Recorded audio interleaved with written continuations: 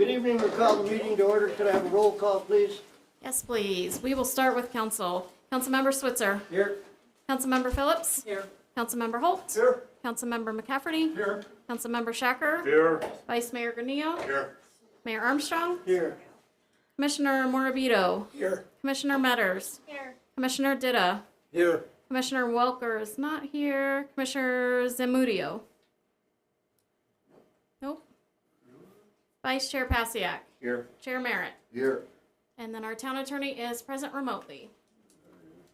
Got them all? Got 'em all. Thank you very much, folks. Reminded there is no output or no input from anyone besides for new commissioners and council members this evening. There is no public comment. Loud outbursts, loud conversations, anything that disturbs this meeting, you will be asked to leave. So understand the rules before we start. Hey, Tom, Yes, can I say something real quick? certainly.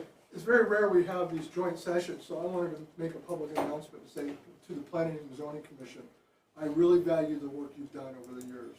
You guys do a lot of the heavy lifting, and I trust a lot of your judgment almost all the time. And I'm really impressed, and I don't think you guys hear that enough from us, but I want to take this moment to say you guys are a really valued asset to this town, and I appreciate it. Thank you. Well stated, thank you. Thank you for that. No, I've been wanting to do it for that. As a reminder to commissioners and council members, the microphones are iffy. Speak loudly or you won't be heard by the folks at home. If we have to stop and tell you to speak up, it'll just take more time to get this meeting done with. Item 2, discussion items discussing regarding ZC 2025-03 and CUP 2025-05 for the Perkins Airfield project. Discussion will be between town council, town planning and zoning commission, the applicant team, and town staff. Thank you, Mayor. A number of you sent us questions, and we have compiled the questions in topic format. So we will be going through these today. So I'm going to take one, pass it down.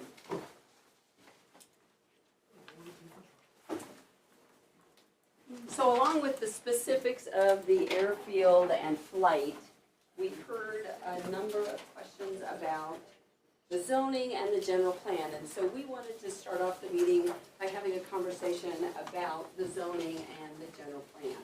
Yes. So let's start with AR 36, agricultural residential 36 acre minimum.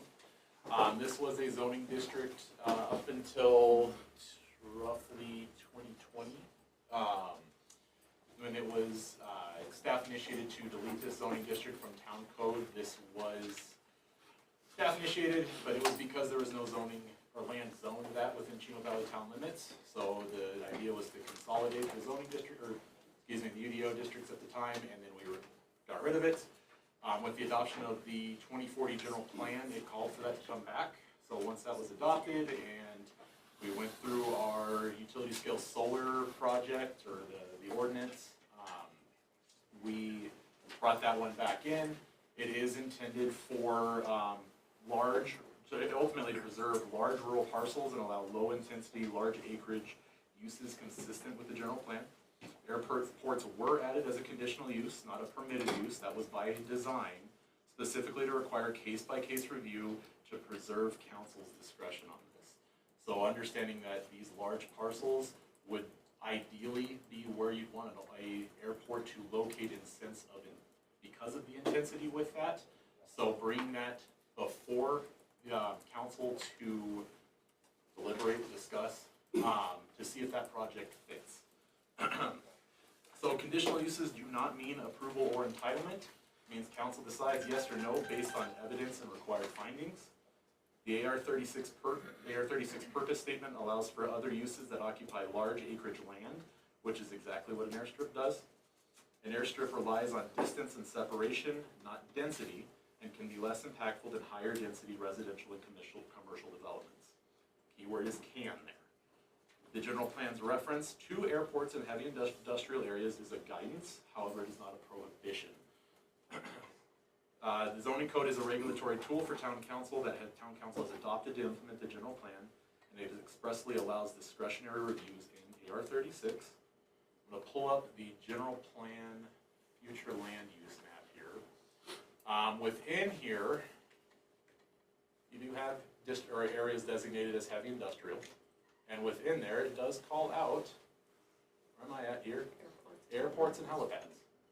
So if we look at our general plan map, and to say, hey, here's where we would ideally like to see heavy industrial uses in Chino Valley, within the floodplain here, along the Peavine, excuse me, not the Peavine, it's Granite Creek Wash. You have two sections up at the north end of town here, and then you've got a section here right outside 7 Bar Ranch, Bright Star's right here roughly, here's Haystack. And so, because of these locations, they're pretty limited. And they are significantly closer to existing developments than this site, which is located out on the east end of Chino Valley. As this site is remote, large, and then essentially well separated when you look at the heavy industrial areas. So in some cases, a low intensity use on large remote parcels can produce fewer off-site impacts than the same use placed closer to town. And then also, it's just important to call out too, within AR 36, it includes an open-ended provisions for similar large acreage uses. So even if an airfield was not, or that use was not listed as a conditional use within zoning, if we were to receive this project, we would still bring it before council. We would still be discussing this because there are merits to this project that we believe, staff believes, fits the rural character for this and is in line with the general plan. So, is there anything else? So the AR 36 calls out specifically allowed uses and conditional uses, but it also has a provision that says, hey, if somebody comes in with a proposal and the characteristics fit the types of uses that you've got listed or conditionally listed and or meet the purpose statement, we will look at those. And we will bring them to you. So it's our role to evaluate and present those, and then it's ultimately council's decision to whether or not the project goes or not. So with that, we have the project team here, Tom Perkins and Heidi and Ken, sorry, from Embry-Riddle. Tom Perkins will be doing most of the presenting tonight. There are a couple of Embry folks online. I think they're in Florida. I can introduce those if you can. Perfect, that switch would be the great. next Thank one you, over. Tom. Before I start, my name's Tom Perkins. I'm the president of Perkins Ranch Incorporated. I won't give you a resume, a verbal resume. I don't think that's helpful. First of all, Mayor Armstrong and the council members, chairman and committee members in the town of Chino Valley, thanks for the opportunity to address you and try to work out issues that you have. To my right here is Heidi Short. She's our ranch lawyer. She's done a phenomenal job of keeping this project together. She's not a cowgirl, but I call her a cat herder because she's worked very hard to keep everybody on track and putting the products together that are required for this. Next to her is Dr. Ken Witcher. He is a phenomenal educator. He is the head of the Prescott campus. My mom likes to call him the Albus Dumbledore of the Embry-Riddle Prescott campus. She is a Harry Potter fan. Online, you have Scott Gazelle. He's with Embry-Riddle also. He's the vice president of facilities for all the Embry-Riddle areas. Extremely bright guy. He's remote from Florida.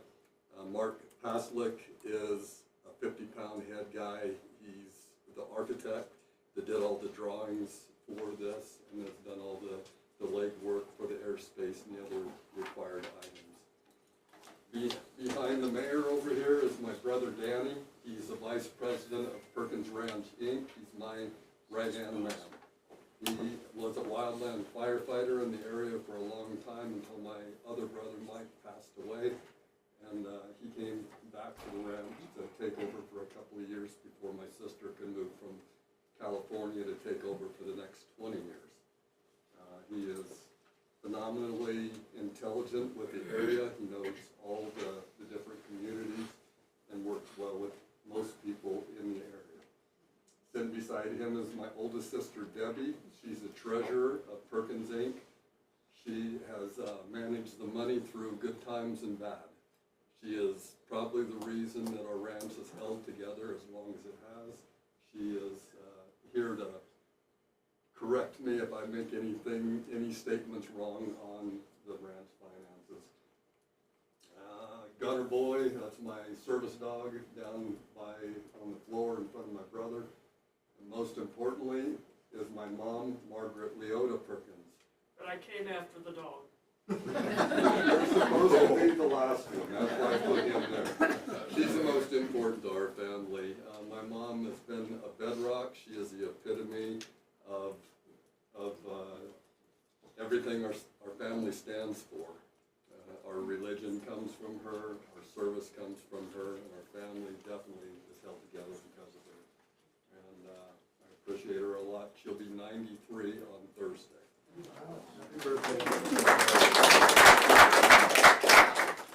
Sir, with that, if you'll let me give our presentation. if Please that's do, okay. Tom. Thank you all for being here, and we look forward to your presentation. Thank you, sir.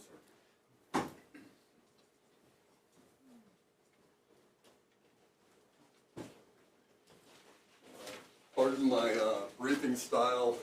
It's military, and it can be abrupt or harsh. I don't mean to be. It's just the way I was trained. Like. Okay, this shows the site, which is out here along Perkinsville Road. This is a big pasture that we call the Big Windmill Pasture. We've run cows there for many years. You can see the Garson Buddhist Institute up on the hill. Haystack ranches are here. And the livestock auction, where the rest of my family is tonight, we're selling our calves. And my nephew says they're doing very well. Slide.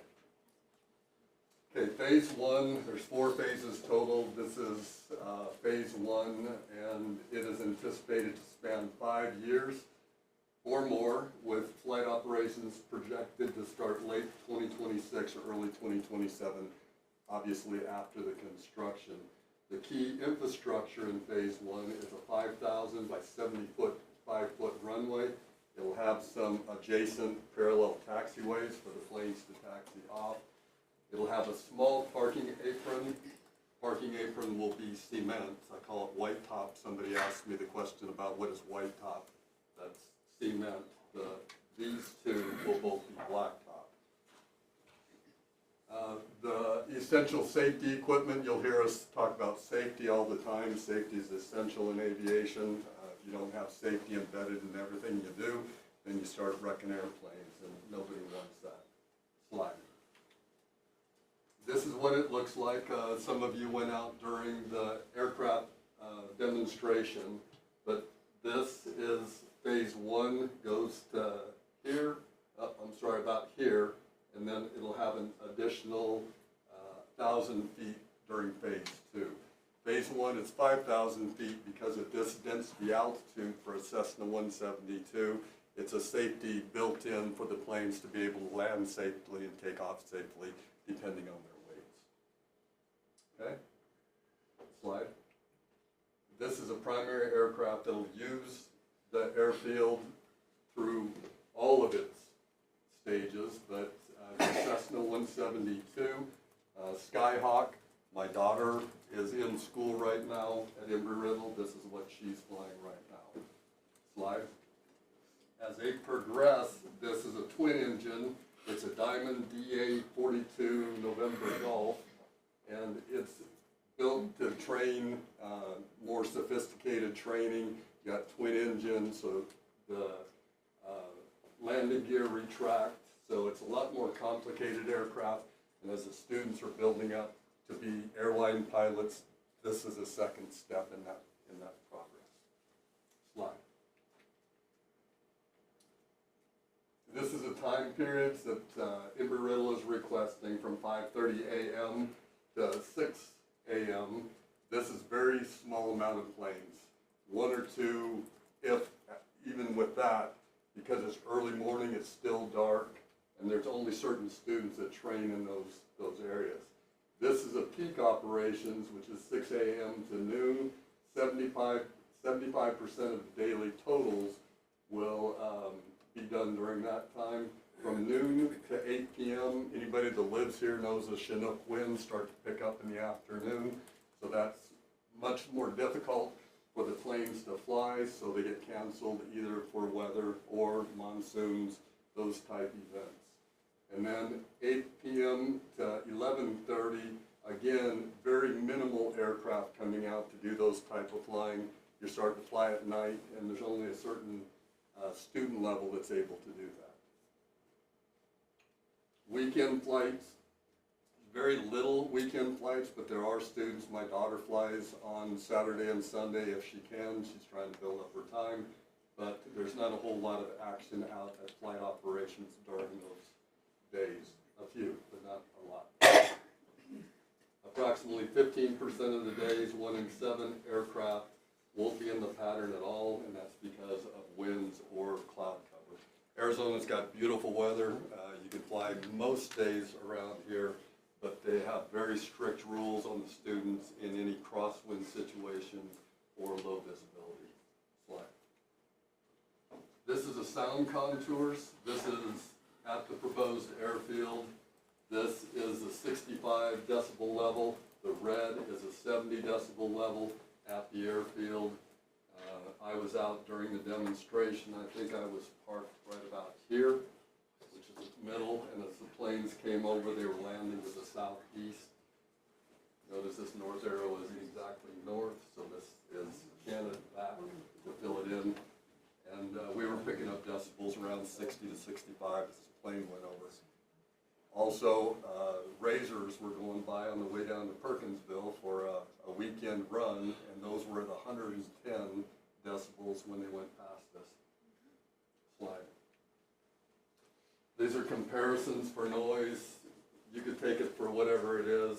I know a lot of people downloaded an app that were on their phones. You get different apps, get people talking around you. You can see the things go up or down. So, but these are quiet conversation is somewhere around 60 decibels. Pool pump running for those that you have pools, it's 60 to 85. Passenger cars 70. Going past you, I told you the razors were passing us at 110. Vacuum cleaner, and this is a washing machine, but if you get like a leaf blower, depending on the size of it, can be up around 110. That's why most people wear hearing protection when they use those devices. Slide. Nothing on the airfield is anywhere close to that unless you're standing right by a plane that's gunning its engine for some reason. I can't see why you do that. Phase 1, traffic going out there. They're not talking about aviation traffic, they're talking about car traffic. Very minimal. You're going to have most of the students come out by plane. They'll land, if they have a spare students in the back seat. If they're going to do a switch out, they pull off on the taxiway or the ramp, do the switch between the students. So you have very little traffic going out there, but they do plan on having a maintenance fund and a part-time maintenance team to take care of the fences, make sure there's no FOD, no trash or anything that's built on the fences or anything like that. Also, if an animal has somehow got in, they're going to make sure that those are not around before the planes start landing. Future phases designed for high-value operations. Ken Witcher will probably give I think he's got a handout, and he will talk to you about some of the high-value operations with conventional warehouse traffic. Carefully managed traffic, daily vehicular movements, managed to avoid any road impacts to Perkinsville Road. I think we all know that Perkinsville Road is pretty terrible. Somebody came out recently and bladed that. I don't know if the town paid for that or the county, but we do appreciate that. Road's much better. East Perkinsville Road, these are the access roads, the Forest Road and internal drives. Those will all be on Perkins property. So if it's bladed out, it'll be on Perkins property, and those will probably bring gravel and be maintained by us. Slide. So here's Highway 89. We're all familiar with that. And there's where the roundabout for Perkinsville is now. Perkinsville Road comes out. It's approximately 6.5 miles along Perkinsville Road to the start. This yellow line is a narrow gauge road, and this is up at the top. Used to be Morgan's land up there, but I'm not sure who owns this property now. Wells owns some up here, but these are access roads around it. This is a proposed site right here. Slide. This is a full build-out plan. It shows it in colors. So phase 1 development is the shorter runway. It also has a partial parallel taxiways. Parallel taxiways give the pilot the ability to get off the runway so that another aircraft can land when they do a full stop. So if the pilot says over Unicom frequency, I'm going to do a full stop, then the other pilots give him spacing so that the next aircraft doesn't run into him, and he can turn off on one of these taxiways. This is where the ramp will be, and that ramp will be part of phase 1 also. Phase 2 is in red. That's this extension here that allows the Diamonds to land safely. They can land on 5,000, but if there was any issue or problem, the surface was wet or something like that, they could slide off the end if it didn't have this extra link. That's about it for phase 2. We want some hangars in there. I think that that's where the fire station is going to be. Fire station will be sometime between 2 and 3 is what we talked to the fire marshal about. When it comes up, this land will be gifted to the fire department, and any other LEO that builds out here will be gifted land to do that. So if it ends up with a police station out here, they will be given land to put on there. Going to the purple phase, this is when you start bringing in light industry and hopefully a research park. That's my dream, is to have something similar to what Daytona Beach has now, which is a research park, and you start getting what we call OEMs, original equipment manufacturers. That would be somebody like Raytheon, somebody that develops and that product comes from there. That would give stream of revenue to the family, also give stream of revenue to the town without any other property tax or anything like that, because it's point of origin that the sales tax is put on those products. And then phase 4 is the green, which is here, just giving more land and area for the buildup of light industry. The Dillon Aero and Dillon Precision, they're two companies. Dillon Aero is in Deer Valley, Dillon Precision is in Scottsdale. Both have expressed interest in building out here once they have an airfield to come to. Nobody in Scottsdale wants to come up here on I-17. I don't like driving on I-17. But having the ability to fly in their aircraft, land here, and check their business here, either here or at the Chino Valley Business Park, is a good option for them, especially if we can get to the point where we've paved Perkinsville Road. So that shows all the phases. Slide. Some people have talked about Prescott. This is Prescott Regional Airport. The blue indication is their Class D airspace. Class D is controlled airspace. They have an FAA controlled tower. When it's open, that's Class D airspace controlled. This is a corridor coming in to land on their runway. This is, Danny, correct me if I'm wrong, Antelope Hills? Is that here? Antelope Meadows is out towards PV. I can't see PV from here. Quito Valley, and some of the residents out there. This is our proposed site. It's just showing an orange circle around it. Note, it does not interfere with the Class D airspace. It's Class G airspace. Class G is uncontrolled airspace. When this tower is shut down, it's not full time, when it's shut down, this reverts to Class E airspace. Basically like uncontrolled airspace with some more weather requirements to go in there to help separate VFR and IFR aircraft. This out here, all of Chino Valley, is uncontrolled airspace, see and avoid. So there are weather minimums for them to fly VFR out there, and Riddle has more stringent weather minimums so that if the weather was bad, they don't fly at all. But you see aircraft flying in our area over our town, and people have asked, well, why can't they fly over me? This is uncontrolled airspace. So if they go over a built-up area like along 89 out here, then they're supposed to be at 1,000 feet AGL, above ground level, or 2,000 feet horizontally offset. I know some of them don't, but they're supposed to. Riddle's aircraft are all equipped with ADS-B. It tells exactly the position of the aircraft. It tells its location, tail number, everything. That's tracked by flight operations back there. So if there's anyone saying that a Riddle aircraft flew over them, they can go back into the database and find out who it was and what altitude they were actually at. A lot of people use their, we call it the Mark 1 eyeball, and they'll look up at the aircraft and they go, that aircraft's at 600 feet.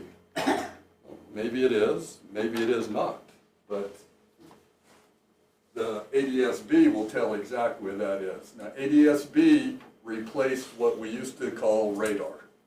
Airports had radar, and they would ping the aircraft, and it would tell height and direction of the aircraft. All the aircraft going into this Class B have to have ADS-B, and all of Riddle's aircraft do. So you can get data from them to know if they're sticking by the contract they signed. Slide. This shows the circuit the airplanes flew the other day. Runs, the primary runway will be runway 21 because the winds are out of the southwest. The aircraft always land into the wind, not with the tailwind. Runway 3 is opposite direction, that'd be landing this direction.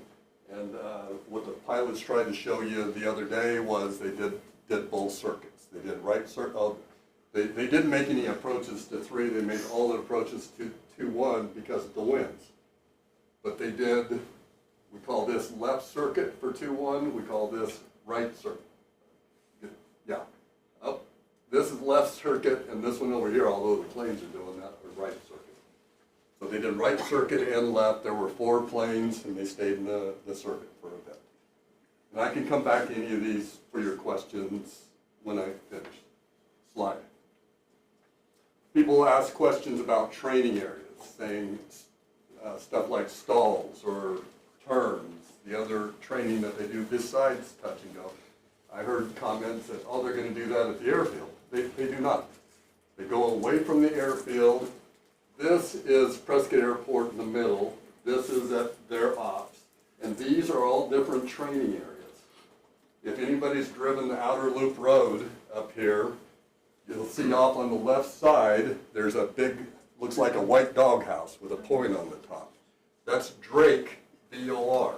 Drake VOR is what they'll talk to each other on the radio, and they'll tell them what their, which, get this right because I'm used to some of the other things, which location they're at based off the radial and the distance from Drake.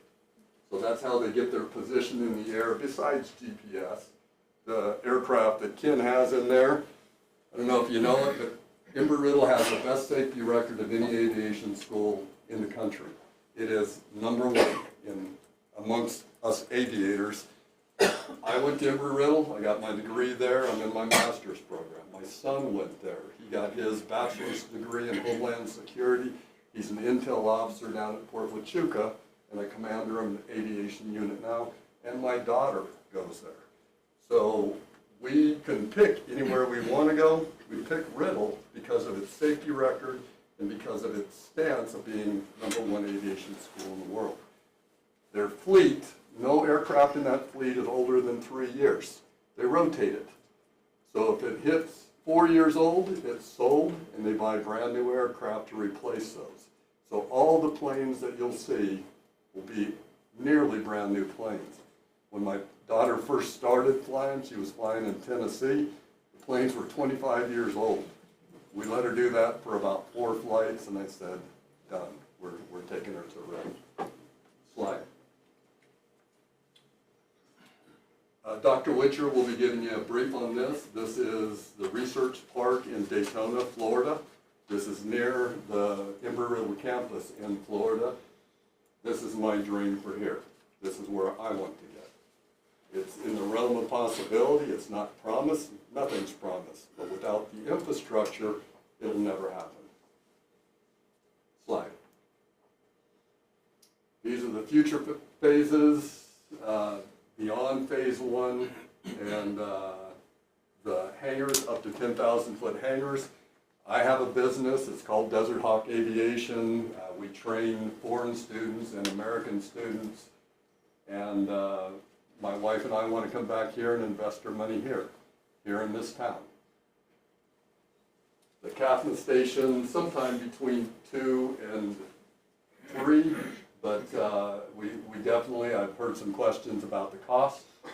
Mr. Chan, I think you brought that up during your speech, and we don't want the town of Chino to bear any cost. So any of that goes on, the Perkins family, as we build this up, will be the ones that will bear that cost or work with the town to deal with that. Phase 3, the Research and Innovation Campus, operating capacity for the tenants, Dillon Aero, Dillon Precision, and the high-paying jobs in manufacturing. They're both defense contractors. Dillon Precision makes a lot of reloaders, shooting. So we want that out here. Phase 4, advanced manufacturing and specialized logistics, dedicated areas for high-value production, precision assembly, and specialized logistics. Something I think Chino Valley needs badly. You see a lot of the communities around us get it, and we don't. The reason we don't is our infrastructure needs work. Ongoing commitment. All future development will continue to prioritize the capability with the rural environment and generate high-value, low-impact economic activities. People have asked the question of me about what about the rest of our land. We're the largest landowner in Chino Valley. Sir, I think you asked a question and I fumbled it when you asked me, but I asked, look around from when I grew up here, most of this was farming and ranching here. People like Lyra Morgan, Billy Wells, Tom Perkins, Jim Fletcher is still here. Gil Bizjack owned most of the farms in town and had a corn stand down on Road 3 North and one right across from the school. The people from Sonora, Mexico would come up here to buy his jalapenos because they were the best in Arizona, best in the country. Where did all those farms and ranches go? Anybody have any idea? You know why farms and ranches break up? As families grow bigger, then families need economics to support those families, and most of these things cannot produce it. Does anybody in this place think the Perkins family is rich? When I was growing up, my mom would sell milk in glass jars for $1 a gallon. She put that money in a drawer, and each kid, all 6 of us, got to take $2 out of that drawer for lunch. That's all we got. We drove old farm trucks to school, and we still, nobody has a nice vehicle except for my mom, and she deserves it. All the rest of us drive older vehicles, old ranch trucks, and we live a modest lifestyle. But these ranches break up, and the farms are sold because the only asset that the family has left of value is their land. So they sell off their land to support the families. So just understand that all the beautiful land that y'all seem to like around you, that land that's ours, that my great-grandfather came and picked up in 1900, will stay the same if we've got other streams of revenue, other ways to support the multiple families that have extended out. We don't have any plans to sell anything to include this. You don't see it up for sale. You see the long-term leases. So the rest of our land, the land that surrounds Bright Star, M.A. Perkins, Haystack, the land that you look down from the Institute on, will stay ranch land. People ask about the pronghorn. The pronghorn eat on our land. We spend between $20,000 and $30,000 every year on supplemental feed and salt blocks that go out onto the land. We have 12 wells across this part of our ranch. What do you think the antelope drink? What do you think they eat when there's a drought or there's heavy snow and there's no grass? They eat right alongside our cattle, and that's what we want to continue, but we need alternate forms of revenue. Slide. Okay, this is called a sectional map. Is there any aviators in the room? Several? Okay. This is Phoenix sectional. It's just a screenshot off of my daughter's tablet. And this is called 4Flight. 4Flight, before we used to have paper maps that we used. Now 4Flight, they're all digital maps, and almost every aviator that flies uses 4Flight in some capacity, correct? Yes. Aviators shaking their head, yes. Here's Prescott. You can see the controlled airspace around it. And over here is Cottonwood, B-52. So it's magenta, which means it's uncontrolled, it doesn't have a tower there.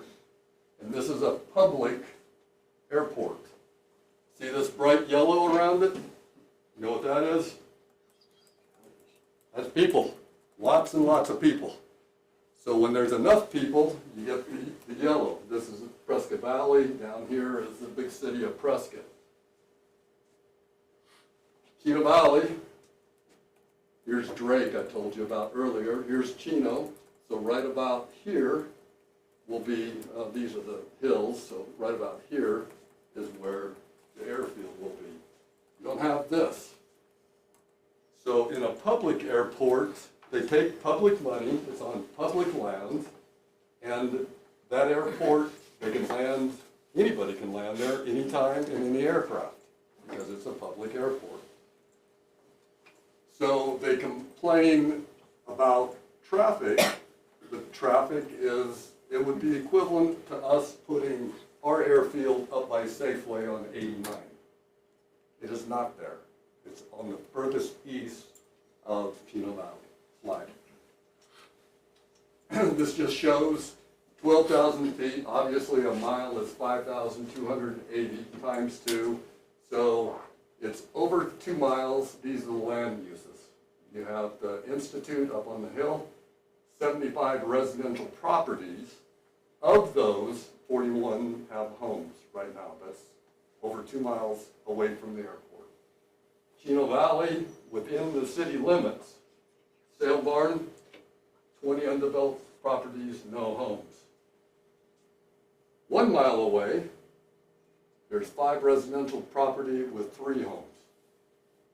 Sale Barn, 14 undeveloped, no homes. Slide. 1,000 feet away, this is in Cottonwood, 253 properties. Of those 253, 78 are developed with homes. You have a 192 unit apartment complex and an 86 unit, which is a 55 plus community. I actually lived in one of those briefly in Yuma, Arizona when I was flying with the Marine Corps. It was pretty interesting. Ice cream socials. Slide. This is just panning out further on the noise. Somebody wanted one that stretched it out. But I think most everybody that stayed in their communities when they were doing the flyover, I don't think you could hear much of the planes out there. You may have, but I don't think so. Gunner, behave. Slide. You see this GMC on here? That's the architects that put all these together. This is zoomed out for the noise contours. Basically, the noise stays pretty much at the airfield. You can hear them, but as the further you go away, you get away from that 65 decibel blue line. Right at the airport is a 70. Slide. These are just showing the approach coming in. If you want these slides later, it shows the altitudes as the pilots are making their approach coming in. We call it glide slope. slide. This is runway 3 going the opposite, going to the northeast, and it shows the step down glide slope, ground elevations, slide. Subject to your questions. Tom, do you want questions on this subject now before we go to any more of your presenters? Ken, did you want to talk about the? I'm happy to, but I can also address it during the question session if that's Okay.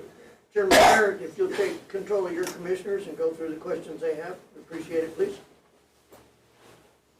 Mayor Armstrong, may I sit down? Certainly. Thank you. Wayne's never specific. I'm Army, I was an exchange officer with the Marines, but thank you. So some of the questions that I brought up in our zoning meeting, I'll do mine first and then anybody can just go down the zoning. So define what a flight is along with the number of circuits per flight at the airstrip. Some of the descriptions really didn't make a lot of sense for us. Can I put it in layman terms, Chairman? Appreciate it, thank you. Okay. I've been an instructor pilot for 40 years, and when they talk about a flight, whether it's military or civilian, you have training flight or you have a mission flight. So when you depart the originating home base, in this case it'd be Prescott with a Riddle student, he gets a mission, gets his aircraft checked out, they do pre-flight, and they crank the aircraft, taxi out, and take off. They come out to do training. Let's say today we're going to do touch and go training and some stall training. First on the agenda is the touch and go, and the instructor says he wants to see 6 good touch and goes.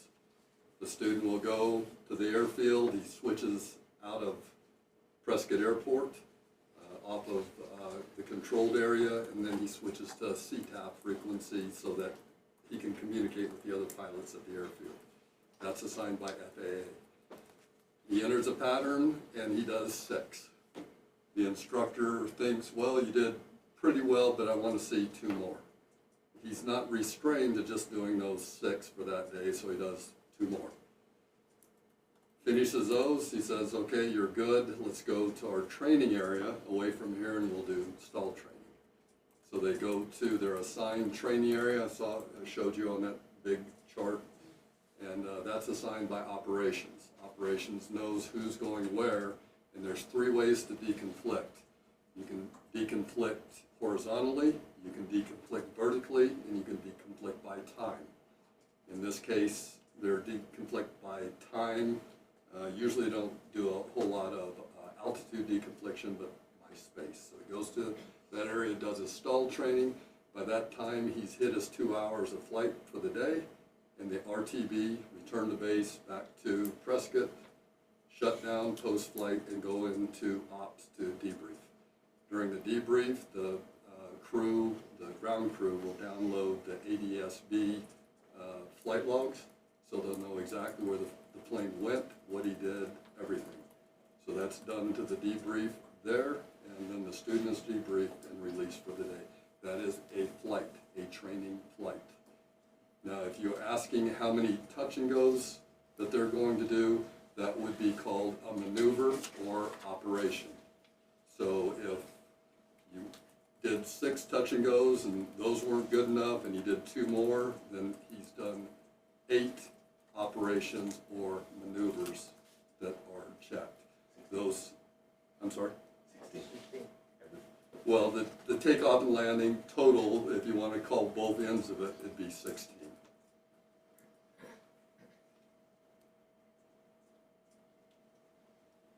Okay, so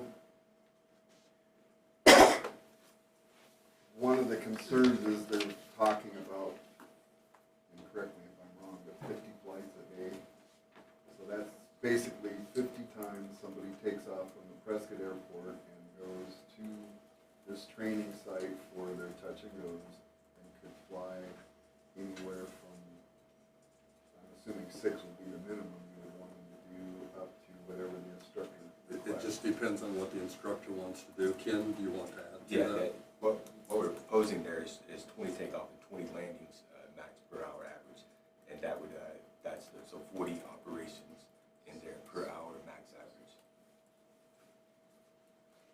So the training flight could have as many as 6 to 10 circuits around the airfield, is that correct? And that would be a maneuver or an operation? You use both. Yes, sir. It's, The takeoff. So how many, so the way I'm hearing it is when the plane takes off, it could go to the airfield and do anywhere from 6 to whatever, probably 10 would be a lot. that would be a lot. Yeah, and then at that point, the flight goes on to do other things. So those the operation is each circuit around the field? Would that be correct? An ops is a landing or a takeoff. Touch and go would be 2 ops. Okay, so if they actually touch and go, I see, so that's why it's confusing. I'm thinking going around this way, and you're thinking The about. civilians speak differently than the military, but he's correct. It's one circuit, so one circuit would be 2 operations. Obviously, we're producing a different noise footprint on a takeoff than we are on a landing. Engines, so they measure them differently. Just for your guys' information, my dad served 30 years in the Air Force, he retired as a chief master. Awesome. And I spent my formative years on the end of runways all over this country.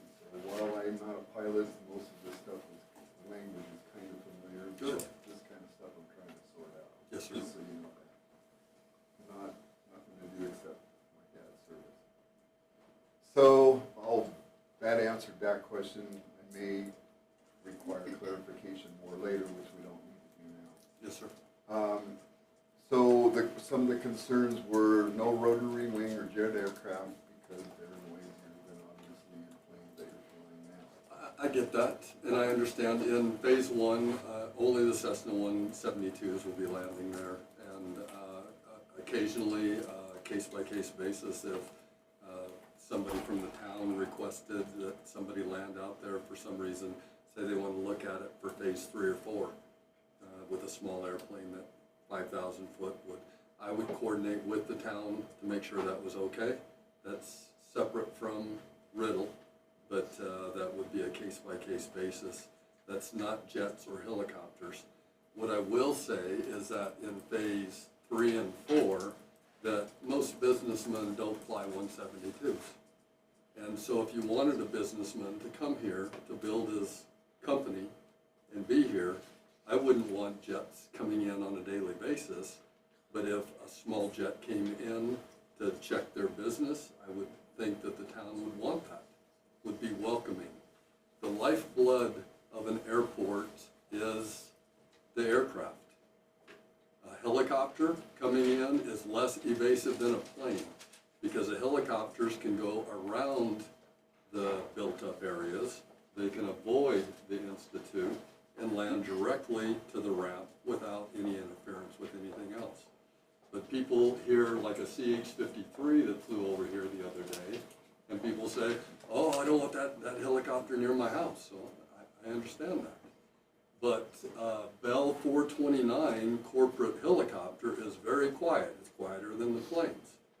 And if it came from Scottsdale or Pima or one of the rich areas in Phoenix, it's only about a 30-minute flight in a helicopter to come up and land at the ramp, refuel there, check his business, and return back. So saying that you don't want any other aircraft in, I can never say that word, no, perpetuity. In perpetuity, I don't think you want to say that. I think later on, as the airfield develops, I wouldn't want regular traffic like that in there either. But I would want those that have business here to be able to come and check them, and they're not going to come up here in a Cessna 172. Cessna 172 is a trainer. The finish of the question, not that you interrupted me, I just stopped reading. I'm sorry. No, you're fine. So then I went on to say we need to limit the size of the aircraft to existing Cessna and twin-engine Diamond or aircraft of the same class or noise footprint. So in other words, if they're going to use it, they have to fit in with what's going on there on a regular basis, if that could be possible. And then I understand about having flights come in to check business. there would have to be some sort of a quantity, in my opinion. Absolutely. Of that to limit it so it didn't get carried away with. Yes, Chairman. I completely agree with you, and I don't think that's something you want flying in regularly. I don't think you want a Falcon Field Mesa here. I don't think that's what anybody wants, to include the Perkins family.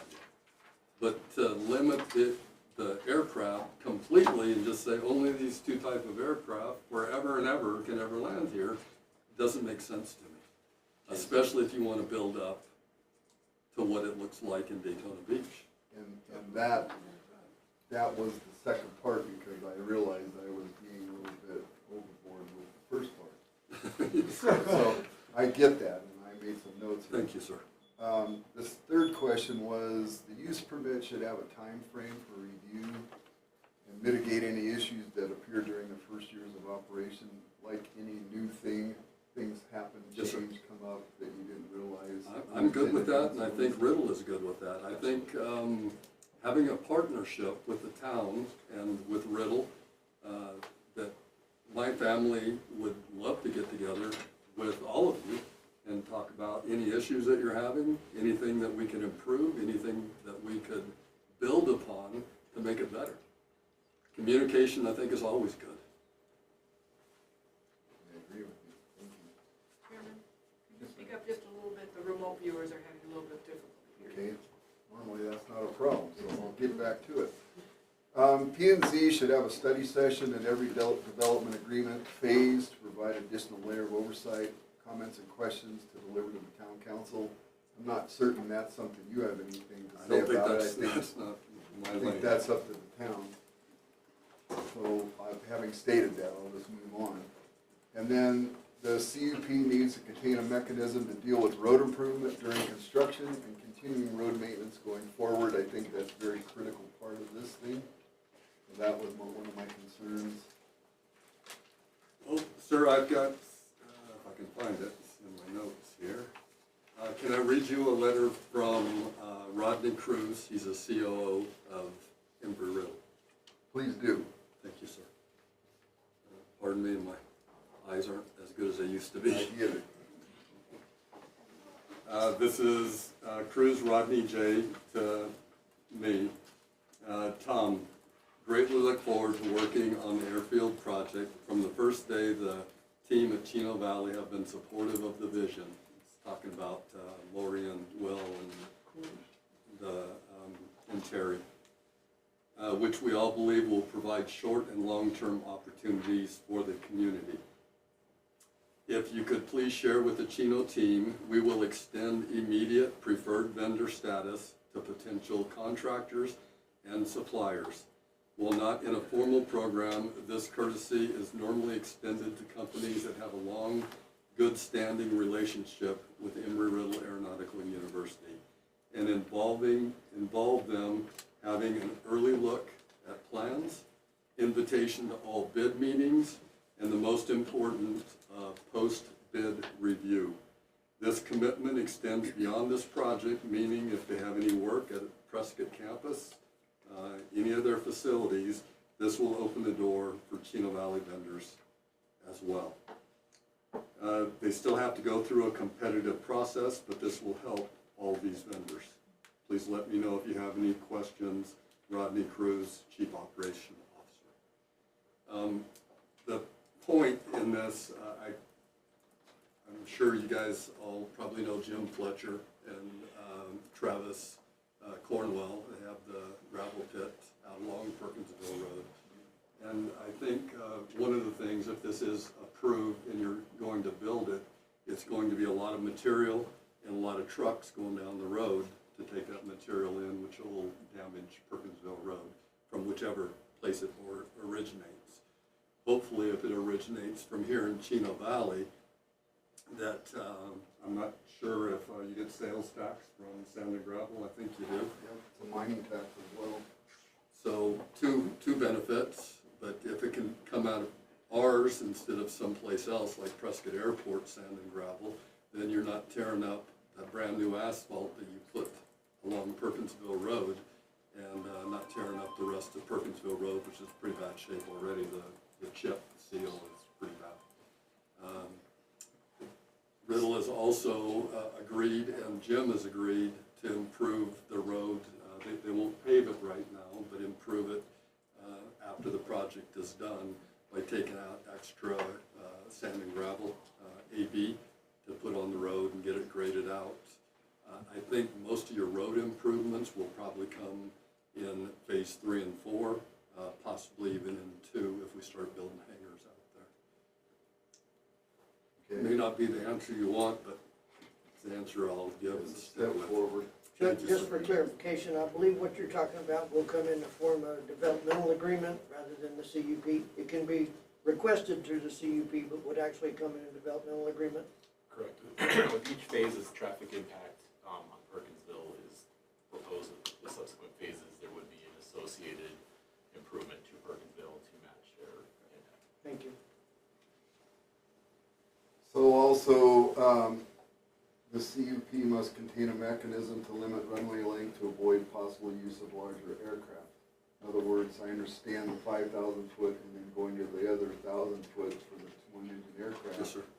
But at some point, we wouldn't want to go farther than that because that forces things to stay a certain way. Sir, I talked to the designers. Can you put Scott and Mark up on that screen? Mark is a designer, and there's no more room to put any more runway.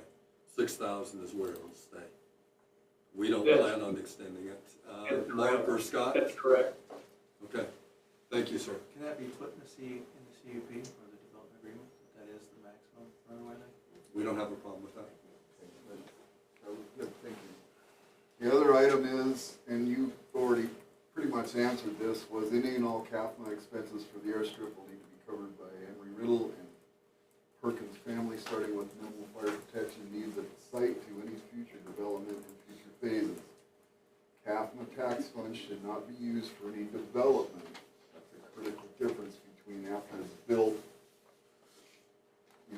staffing it comes out of their general fund, I would assume.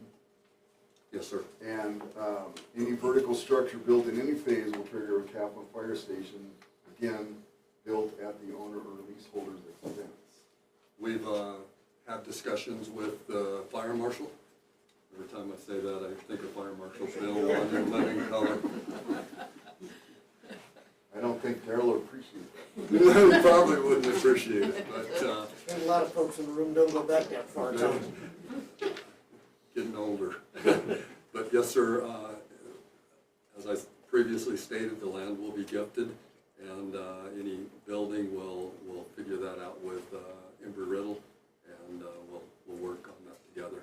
We will not cost the town of Chino on the building projects out there. And it's, okay, and just a further clarification, but taken a little further, it's not just the Chino residents, it's anybody in the CAFMA fire district, because we pay substantial money to those folks, Okay. property owners. And when our land was incorporated into the town of Chino Valley, which we're proud to be a part of this community, that was one of the things that they had promised our family was police protection, fire protection, the other, as part of what you call staffing.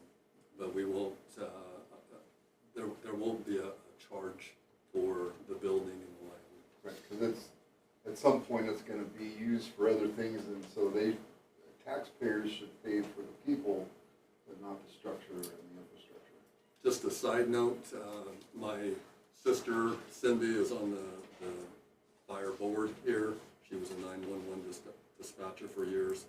Her previous husband passed away. He was Captain Mark Ducote, and that's what we want to name the fire station under phase 2. It's named after Mark, who was my brother-in-law.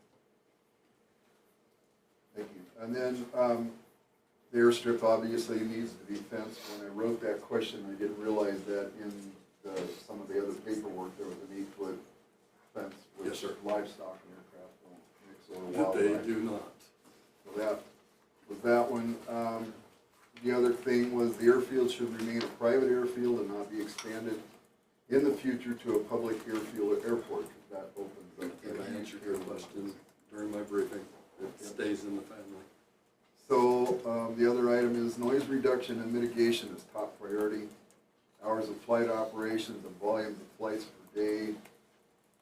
Not getting flights and operations and junk mixed up with the count must reflect this concern 6 days a week from 5:30 to 10 p.m. and 10 a.m. to 6 p.m. on Sunday. You've already kind of gone into that a bit. Yes, sir. And if we can get all the flights done basically before lunchtime, That would be real nice. and then you and I spoke at the meeting where the Perkins family would release the town to its prior water commitment when the ranch was annexed into town. Yes, sir. I talked to Terry and Lori about rewriting our pre-annexation agreement, which we were promised those water rights when it was annexed under Mayor Dan Main. And that I was over at the war when all that was going on and wasn't able to review that. The lawyer that reviewed it was fired. We've got good ones now. I think it caused a lot of angst and hardship between the town and our family. I want to try to heal those bonds to get us back to working together. And part of that is trying to make Chino Valley a water provider.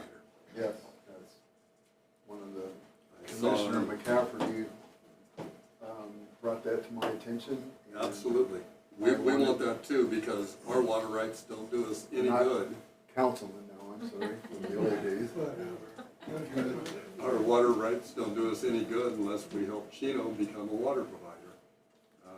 Prescott has stole our water for many years now, and Somebody else is banging that drum. I've seen it. I grew up here. I saw them buy the land, put in the wells, and build the pipeline.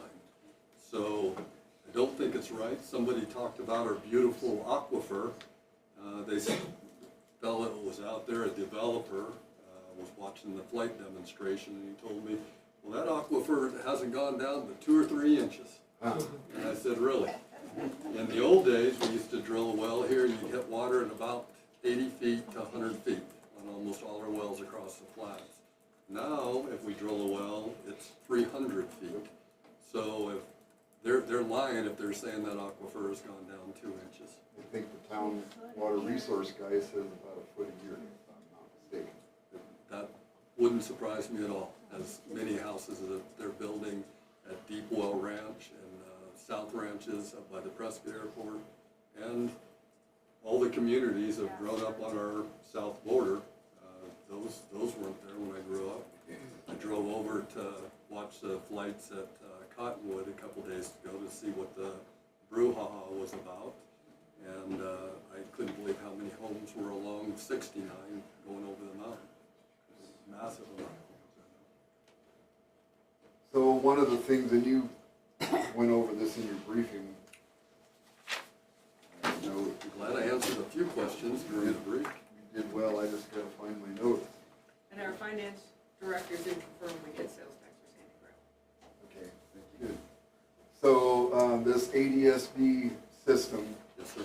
that is a way for us to monitor to make sure that everybody's doing what they said they were gonna do. So that needs to be, somehow that needs to be put into either the, I don't know if the conditional use permit is the proper place, that's up to I think you if you guys. had a semi-annual or even a quarterly update, that Riddle can provide those numbers to you. So, one of the things that was talked about in among some of the meetings that I had with town staff, and I'm gonna take blame for this, but I think it needs to be for the first year monthly, and then as we go along, the distances between audits or whatever we wanna call them would get greater and greater as we prove up on the veracity and the accuracy.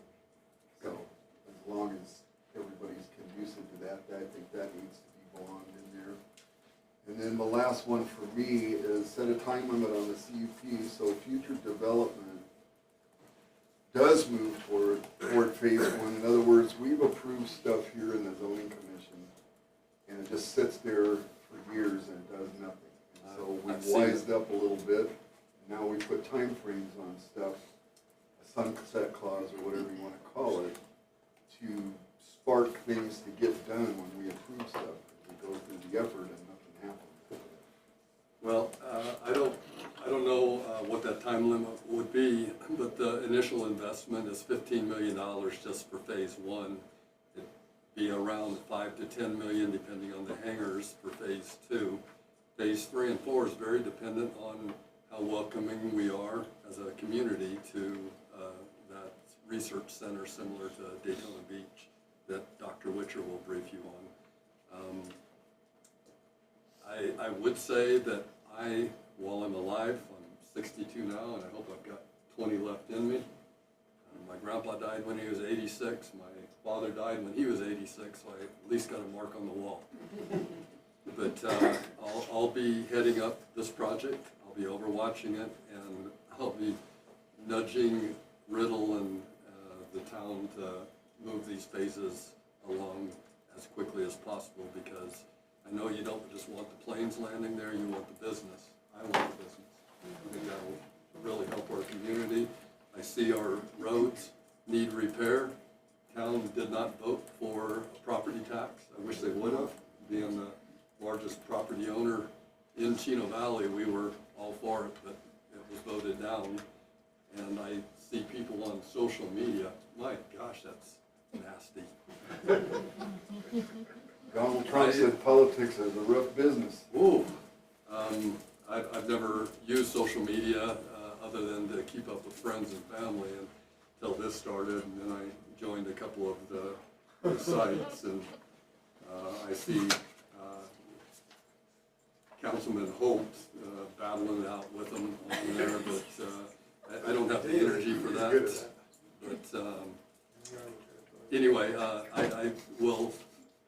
My wife and I want to build a home here, move back from Tennessee, invest our money here in town, and I will overwatch that process and try to keep cracking the whip to make sure it goes according to schedule.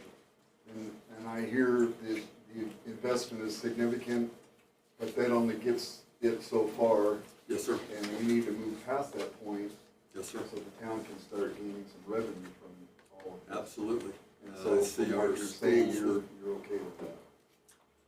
depending on how long you Well, obviously put not it in there. 2 years, but we would like to see something happen before 20 years ago. That sounds good to me, sir. I'd like to move it along a little quicker too. Yes, I agree, and the 20 years would be outside of what I would agree with. It needs 20 years is shorter. too long, and I'll probably be kicking the bucket by that time. My grandma lived to be 94 years old, and I'm 70, so 20 years is stretching. Yes, sir. Okay, so for myself, that pretty much covers it, and we can go down the line here to each different commissioner to see what questions they have. Thanks for your Just for a question. point of clarification, I don't believe the town can require aircraft to be ADS-B equipped. We don't have that hammer. But if all your aircraft are already ADS-B, All the Riddle's aircraft are, Okay. every one of them. so incoming aircraft other than Embry-Riddle, if we wanted to put that in the CUP or development agreement to make sure that they are ADS-B so that it can be tracked, it's perfectly fine to put that in there, I would think. And I had the fortune of taking a ride-along with my daughter. The Cessna 172 has a back seat.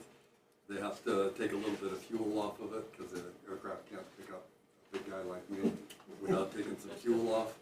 But I think Ken can coordinate if you want to do a ride-along in one of the planes. Anybody within the council or commission, I think Riddle would make that happen, and you can see the young students. Does everybody know that Riddle trains the Air Force initial aviators now? So you'll see people in flight suits in Prescott, and those are the young lieutenants that are getting their initial flight training, which the Air Force used to do themselves. Army, I think they've panned it out also. The rotary wing training has gone off to contractors now. It's no longer at Rucker. So. The good Lord did not give me wings, you will not see me. I understand it's not for everybody, Mayor, not for everybody. So, Vice Chair, you have a question? I have no questions at this point. Commissioner Metters? The power for out there, the APS lines, are they gonna be coming up from the airport towards you, or are they coming in from town out to the east? I'm not sure, ma'am. That's a good question. Mark, can you answer that? The power? Mark or Scott? I didn't hear the question. She asked about power. Where's the power coming from? Is it coming up Perkinsville Road, or is it coming from one of the established homes to the on the north side? More than likely, will be coming up Perkinsville Road.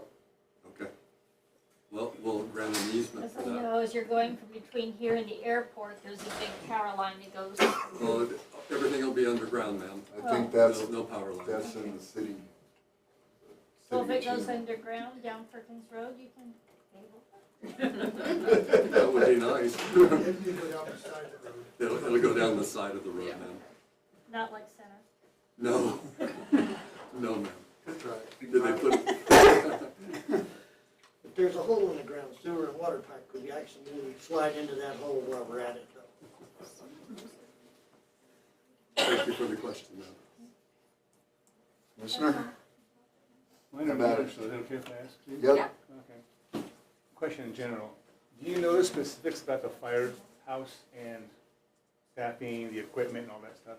Not I yet. wasn't sure if you did it. Whatever the fire marshal Yeah. tells us is required, that's what we'll follow. Okay. So as far as the design of the firehouse, everything that's built out there, I will ensure is done top rate. That's wonderful. Nothing will be tin siding, none of that stuff. It'll all be brick structures and beautiful buildings. Yeah, just wanted to see if you knew about the fire apparatus that will be there. No, the no, staff. sir, I do not. Okay, understandable. The next thing I had. You're a That's- firefighter, aren't you? Yes, he I is. was, yeah, fire chief, of course. That's why. Quick question, on the flying times, I see it stops at 10 o'clock at night in the week. Can that be shortened? Well, you need some nighttime. I'm meaning During nighttime the flight summer, hours. during the summer, the sun doesn't even go down until, what, 8 o'clock? So you only get a brief time to have that night approaches and then it's done. Yeah. So I can understand to a point, but at least that was my concern with that. we'll mitigate the noise as much as possible. Aircraft do have anti-collision and position lights when they're flying at night. Yeah. So you'll see them. Somebody said they were an astronomer and it would block their view. It'll block it briefly. Okay, mine is just about, I don't know what the noise is gonna be like, so I can't speak off that right now. It's not, you wouldn't have a whole bunch of aircraft in the circuit. It'd be one or two at the most. Yeah, okay. That's all I had from question. Thank you. Thank you, Commissioner. I have a couple of comments and a question. One comment is we play golf on the north side twice a week. We can have a conversation anytime we want, and we watch the planes fly over. We can't read tail numbers, and the twin engine is quieter than the single engine. But we're not, apparently not going to have those there yet. It isn't. I live in Chino Valley. We've been here 7 years. We moved here because it's a beautiful place to live. Not because it's the quietest place on earth. We were hoping to enjoy our life. And since we got here, I've heard stories of a bypass. That for 30 years we've had. I would like to see. Nobody wants to come down Highway 89 and go all the way up that crappy Perkinsville Road to an airport. But, you know, if we did the thing to Glassford Hill or wherever it goes, Yes, sir. that would be something that we need to really consider if we would like this to be a successful adventure. Just saying. It seems that I've seen a couple of these Facebook post places, and the fear is what if? That they're just what if? Well, I listened to a guy on a TV station that I think is very intelligent, and he says, why doesn't anybody ever embrace what if? It just seems that growth, progress. This airport may be the worst thing we ever decided on. But if we turn down one more thing, if my kids, my grandkids, my great-grandkids wanted to come here, this is real exciting. They want to move into and see, be by Grandpa. They can go to work at Safeway, or they can go to work at Burger King. If not, they can't work here. We have nothing. This could bring in, through time, over the next 20 or 25 years, when some of us will probably be getting older, It could bring in a world of improvement here, high-paying jobs. This isn't the, the paint company, this is real stuff. I've worked for a government contractor before, and we got paid really well when nobody else did. And, that was just a once-upon-a-time job, but there's a million of them out there, and they're all looking for someplace to go. The problem we have is everybody says, we love what you're doing, but we don't want it here. It's time to beyond that. We got to get better. And I don't know that I've made up my mind yet, but progress is a great thing. And to sit back and keep saying no to everything, we can't get an RV park, solar farm, we get a good thing by not getting that. Now we're not going to get an airport. Next week, we're not going to get a Walmart. Then the week after that, we're not going to get a hospital. What else are we not going to get? So this would be the start to the growth. I'm done. Thank you, Commissioner. Just for a point in question, the connector you're talking from Glassford Hill over to Chino Valley was previously called the Great Western. It's been brought up and shot down and brought up and shot down and brought up, and the most recent, it was shot down again. So We need to bring it up, Mayor, and we need to keep it going this time. I'm happy to present it again. Well, everybody hates the truck traffic, Gotcha. and that would bypass the truck traffic. They don't stop here anyhow. Understand. Well said. A great start. Commissioner Ditta? Well, first I have a comment. I really think Amarillo, you guys do a great job. Thank you. My struggle is, do I want it in our town? That's what I struggle with. Do I want all the planes? Because I'm gonna first assume that eventually, once phase 5 comes around, you're getting rid of Prescott and Cottonwood. And that will be your main flight, because you're gonna have an education there, everything just like it. So will you be keeping Prescott and Absolutely, Cottonwood? we'll continue to have to use the public accessible airports. No ifs, ands, or buts about that. You say 50 average, So 50 we're- flights average. We're saying 40 operations, 20 takeoff, 20 landings, average hour. So Max average hour. on a rainy day where you can't do it, you make up the average on the next day? So instead of 20, you have 40, if you can fit it in? So there will be some of those hours that might go a little bit over 20 or 40 ops, and there'll be most of the other hours that would come under that. It's what we call an average hour. Can you make up the average on the next day or the following 2 days, if we're rain for a couple days? Yeah, absolutely. If there's weather that happens, we typically, that's why you see our weekend operations. A lot of times we move those operations to the weekend to make them up. So in other words, we could have a lot of flights if we had a monsoon for a couple days, and cut your flights down. So there's only so much operations that can happen. Thank you, Tom. Yes, sir. As far as the noise. Elvis Dumbledore is speaking politically. Yes. You gotta catch up. As far as the noise, your chancellor, according to that famous Facebook page and all that good stuff, they posted that your counselor, with both federal and state level support, this planned new site will ensure the success of our flight students by increasing the capacity and enhancing safety, while also helping to release flight congestion and noise in populated parts of the country. What noise would he be talking about? I'm not familiar with that reference you're talking about there, but this. It was in Signals AZ published. Okay, so I'm not familiar with the quote, but what this will allow us to do is pull some of that traffic, reduce some of that percentages off of some fields like Cottonwood. And give it to us. It would be, it'd be put on this airfield, some of it. And When the students do circuit training, which is what you're talking about, Prescott is so jammed up right now that there was a pilot in here the other day, I think he's got a flight training school in Prescott. And they sit on the taxiways for half an hour. There's a limited amount of aircraft could be in a circuit. So I think it's 4, is that correct? So 4 is max. 4 is max in the circuit. FAA in the controlled airspace where they have ADS-B and they have controllers, limit how many airplanes are in that circuit. So if they've got general aviation wants to train, somebody comes in and says, hey, can I join the circuit? If there's 4 aircraft in the circuit, you can't. If you're on the ground just holds you there and you gotta wait your turn to come out. What the touch and go field will give them is relieving some of that pressure to come to land at our strip which really pays the bill for the infrastructure. That's the $15 million they're investing. The next phase allows their twins to join that circuit, but you still have 4 in the circuit maximum. After phase 2, now you're starting to try to bring in other businesses by having the infrastructure in place. But the bill payer is the planes. And if you don't want planes, I'll give you an analogy. You have somebody come into Chino Valley that wants to build a big, beautiful gas station. They got $15 million and they're gonna build the best gas station ever right up here on 89. They're gonna put a restaurant in the gas station, put a tire shop in there, put maintenance.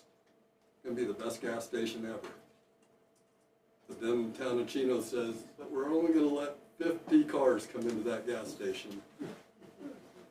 How long do you think that gas station's gonna last? That would be the whole idea. 50 cars? That gas station would go under, and that's the same with this. The bill paying is getting the planes to come in, train the students, and then work our way through phase 2, 3, and 4. I think somebody said 5. I don't think there's a phase 5 that I know of. But that's what we're shooting for, sir. That's the vision. That would be a great definition of congestion that he was talking about, but I was more concerned about reducing the congestion and noise. What noise is he talking about if all of these? Well, if anybody driving by, the commissioner talked about playing golf at Prescott. That's a busy airport. I don't know how many takeoffs and landings they have there per day, but it is Hundreds per minute.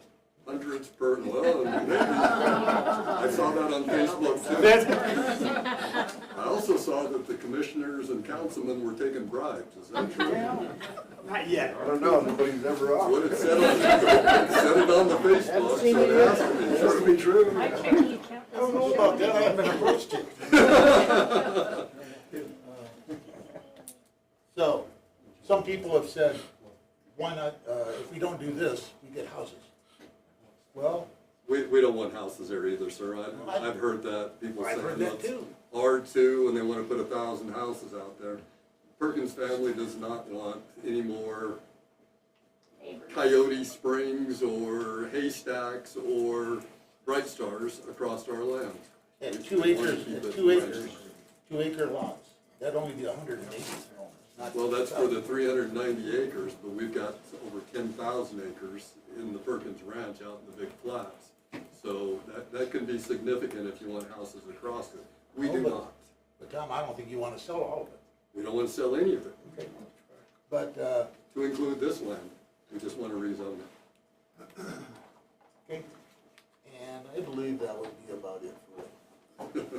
Tom, you have another presenter you need to go in for, or get in council member If questions? you'd like to, Mayor, I'd like, Ken, do Yeah. you want to brief Daytona? Yeah, that question goes further about kind of the art of possibility.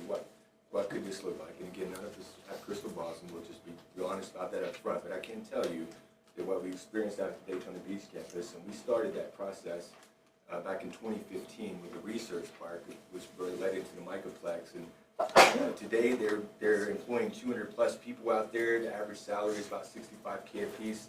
It's had $128 million worth of external funding come in beyond the initial investment. 260 is the total number of internships, which means they're leveraging our students to do that work out there, and then continued growth with a new manufacturing company that come in from France called it's called Aero Aero. That's just built a hangar out there to start aircraft manufacturing. About 20 folks, so it's not huge manufacturing, but it's a pretty good investment there. Here's what I wanted to share with the commissioners and the council members is that the demographics in Daytona Beach is not significantly different than we face here. There was no large industry there. It was primarily service-based, a large retirement community. We were able to get those companies in there because of the talent that Riddle has. These companies are drawn to that talent, and the ability to us offer our labs, our faculty, those kind of folks to help them with the research. And this thing is, again, in the last 10 years, it's found success. Now, can we duplicate it here? I don't know why, I don't see any reason why we could not. They did have a large state funding out there, some state monies were involved in initial development out there, but they've found success since they brought that one. So there is that possibility, and I shared one of our little one-pagers here with the clerk that can share with the team here. So that is a good, it's a possibility. It's gonna happen, don't know. I don't know why it couldn't, but I don't know, can't predict the future for sure. Thank you, sir. Anybody need a short break before we go to council questions? Please? Okay, 5 minutes. 5 minutes? Okay.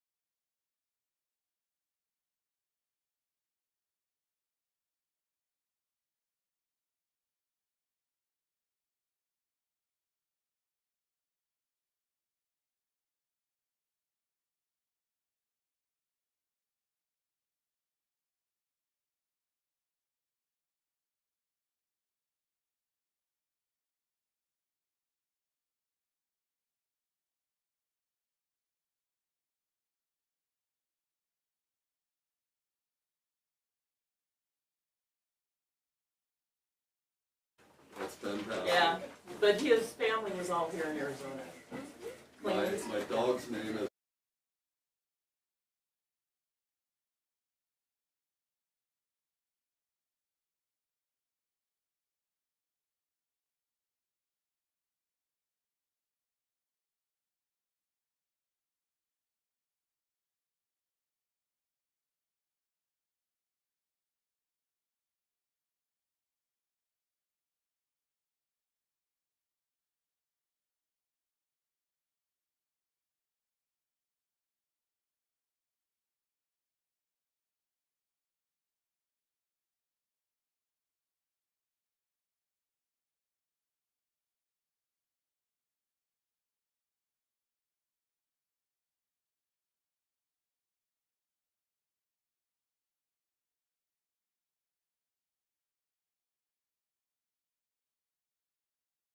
Did this one where you departed the downwind at about 45 degrees and flew out towards the auction barn, and then entered that pattern for what you're seeing right there is 2-1 with a right-hand pattern. We entered at 45 degrees there. See, we thought that was probably the most disruptive route out there.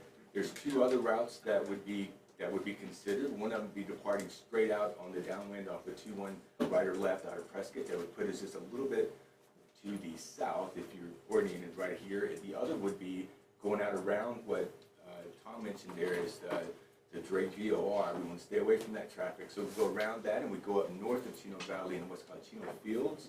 And then we'd come down the wash and enter that pattern at a 45-degree angle. So I understand, conditions are gonna dictate when you can do what, but if you guys can kind of commit to sticking with that, kind of going up the wash there, that's away from Chino, that's away from Mangus, Coyote Springs, Mosquito, and maybe if they could get into the airstrip pattern sooner so they're not going right over the top of M.A. Perkins? Yes, sir. Absolutely. All 4 planes went right over the top of M.A. It went over MA? Yeah, all 4. But if that could be, maybe they can turn in a little bit earlier, Now, that would be fantastic. once they're into uncontrolled airspace outside of Class D, of course, the tower controls them inside, but outside, Yeah, and I they think can that's, set. that portion I think is outside. It is. It is. And they can set routes into their system so that they fly those routes and stay away from M.A. Perkins and Haystack or Bright Star. whatever. Haystack. Yeah. As much as The possible. Institute, whatever's sir. out there, yeah, they can avoid. Yeah. My other question is so they're done and they want to return to PRC, but they can't for whatever reason, the pattern's full, whatever. Where's their holding pattern gonna be? So you're going to hold outside of Delta, as you're probably familiar with. So you can either hold right there in that gap between that what's called a crosswind or in the Delta airspace, or sometimes if you contact the tower, you'd have to contact Prescott Tower before you enter Delta. Just flying yesterday, as a matter of fact, and Prescott was busy, so they pushed us all the way out from what's called St. Matthews. They pushed us out over the fairways over at Prescott Valley, and we held over the fairways. Fairgrounds, sorry, not fairways, fairgrounds. Now, they can also climb too, sir, so vertically. That would be good also. Once they Being more lay altitude, down, right, they're quieter. once you're going to hold, they can come up to 2,000 feet, 3,000 feet if possible.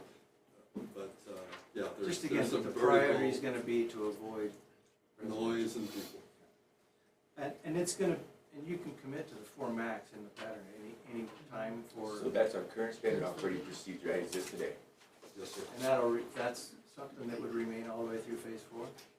Yes, when that's standard for all airfields. That having an SOP on a private airfield is absolutely important, and they will commit to the 4 in the pattern. When I was out, my niece and nephew were on horseback.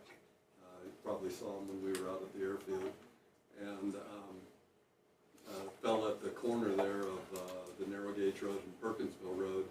Said that he was a pilot and they're gonna have 20 aircraft in the pattern. And I said, no, they're not, sir. There's 4, just like the demonstrations, 4 aircraft maximum. No, I'm a pilot. It's dead set. I said, well, Perfect. I can't talk to him anymore. I know this isn't the case now, and this isn't probably a question for anybody. This is probably more for PRC, or maybe if fuel operations end up at this airfield. Can Embry-Riddle commit to using UL-94 or G100 UL unleaded fuel in your you know, in the future, when that becomes more available. So I can tell you for sure, just in the last, 2 weeks, unless you saw it or not, here, come out to a notice to propose rulemaking, that the LPA's come out, and they're trying to set up a rule to mandate going away from 100 low lead for all general aviation aircraft by 2030. So we're gonna follow that lead for sure. You're the only one in the room that knows what that's all about.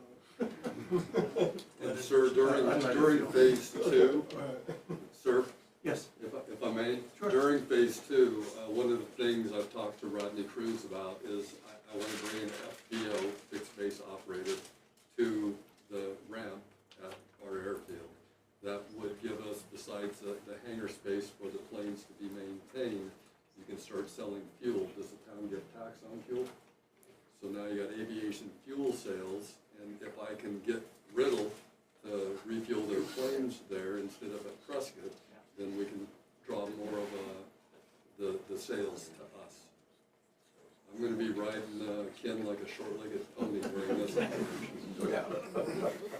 And then I assume if there is some sort of flight emergency at the field, existing Chino captain is gonna have to respond, and Chino PD. I'm sorry? So if there's, during phase one, If there's an or accident in prior to phase the one? CAFMA being, you know, having facilities out there, Yes. they're gonna have to respond and take away from Yes, sir. Chino. But in our pre-annexation agreements, fire and police. They're are already part covering of you. that. That Supposed to be area covered. anyways. Yes, sir, it's in the city limits. It And is on the far east side of the city limits, but we are definitely in the city. And I guess it wasn't clear, I mean, I know Chuck brought it up and somebody else brought it up, but, so you committed to giving the land and building the building for Captain Noble. What about ongoing operations and equipment and staffing? That is going to be on CAFMA because that's part of their agreement, but we realize as operations get bigger and bigger out there, they're going to need a place to stay. But So I just to can't be see. clear, that will increase CAFMA's budget, so they'll require more taxes from. But they have never had any requirement to put out anything on our ranch before, and we've been under the town since the early 2000s and never required any of those services. So now that something is out there, that's a growing necessity, I understand it. But I don't see how we should be responsible for something that was promised to us. And then, when will Embry-Riddle actually have on-site security? What phase will? Probably if we get an FBO in phase two or hangar space, we can secure the airfield at the gates. So I don't think you need anything there if nobody's there. But if you've got a growth spurt in it, which I hope there is, then I think in phase two or at least three, you'd start having internal security. Going back to the fire thing again, and I don't think you can answer this, but this would be a question for CAFMA, I guess. So there is a fire emergency out there, CAFMA needs to respond to the airfield in phase one. It's raining. Their apparatus might not make it out there on that dirt road. So what happens then? Can't say, sir.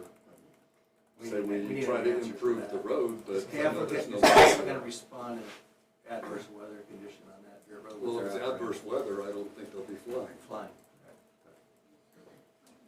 We've got safety is going to be embedded in everything.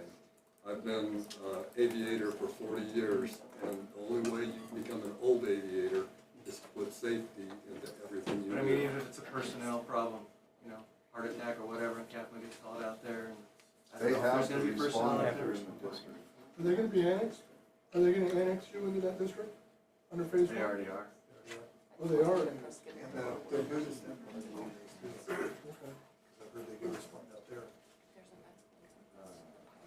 Oh, is there any way, so I think you own the land to the east and the west of the airstrip. We do. Is there any way a portion of that can be permanent, as long as the lease is anyways, permanently dedicated as a wildlife corridor, so those would never Absolutely. get developed?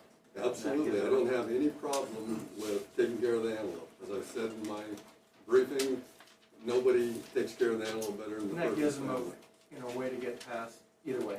Yeah, East or west. absolutely. I love the antelope too. We even limit hunting on our ranch so that, people don't wipe them out.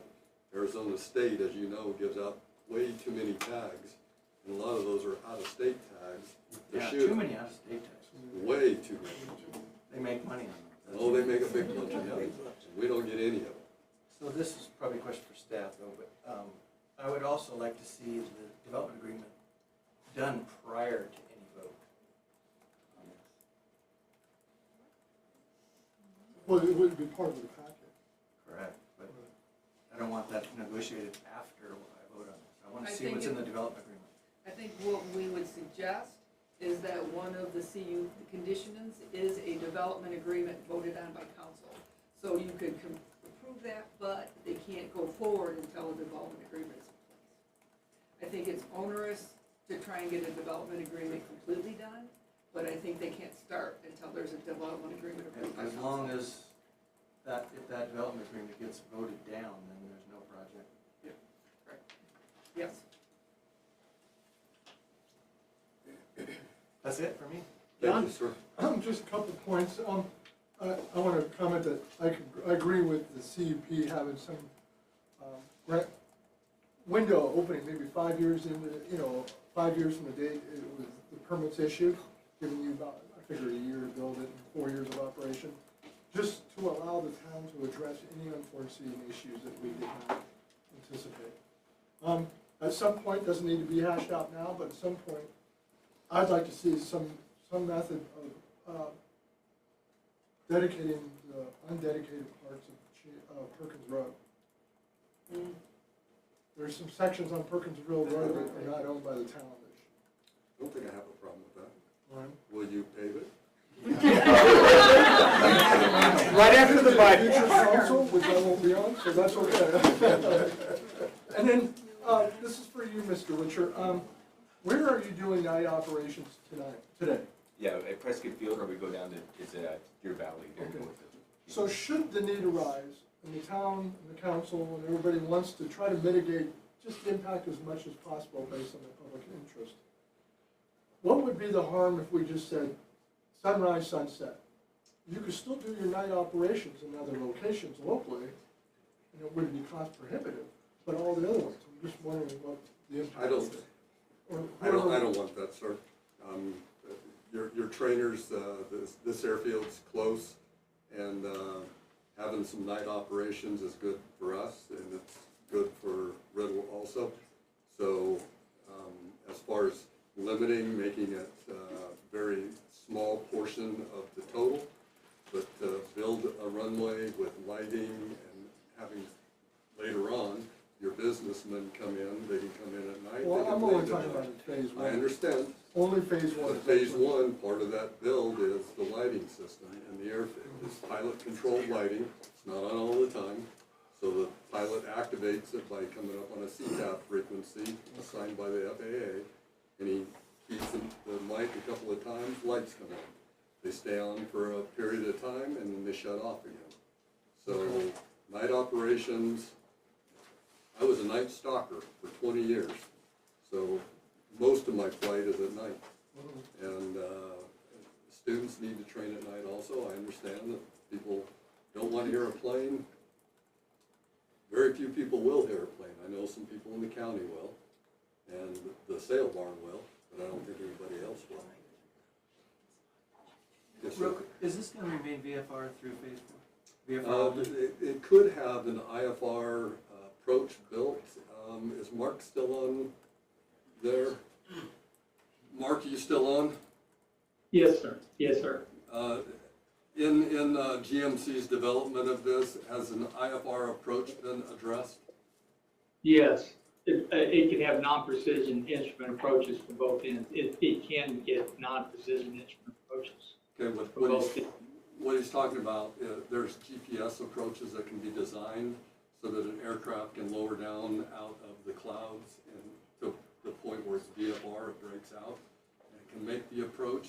I think the only factor would be the terrain in that, so it would probably be a circle to land, I'm not sure.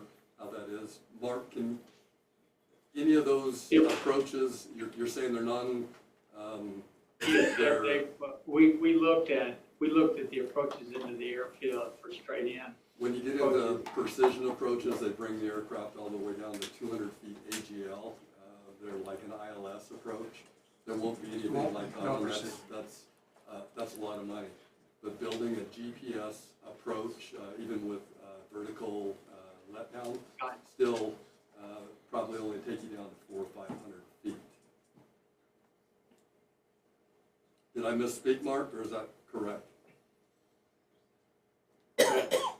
Okay, so at a point, I don't think, Riddle does do instrument training, so that may be something, but those aircraft are at high altitude, so nobody would even, if you saw them, they'd be way up.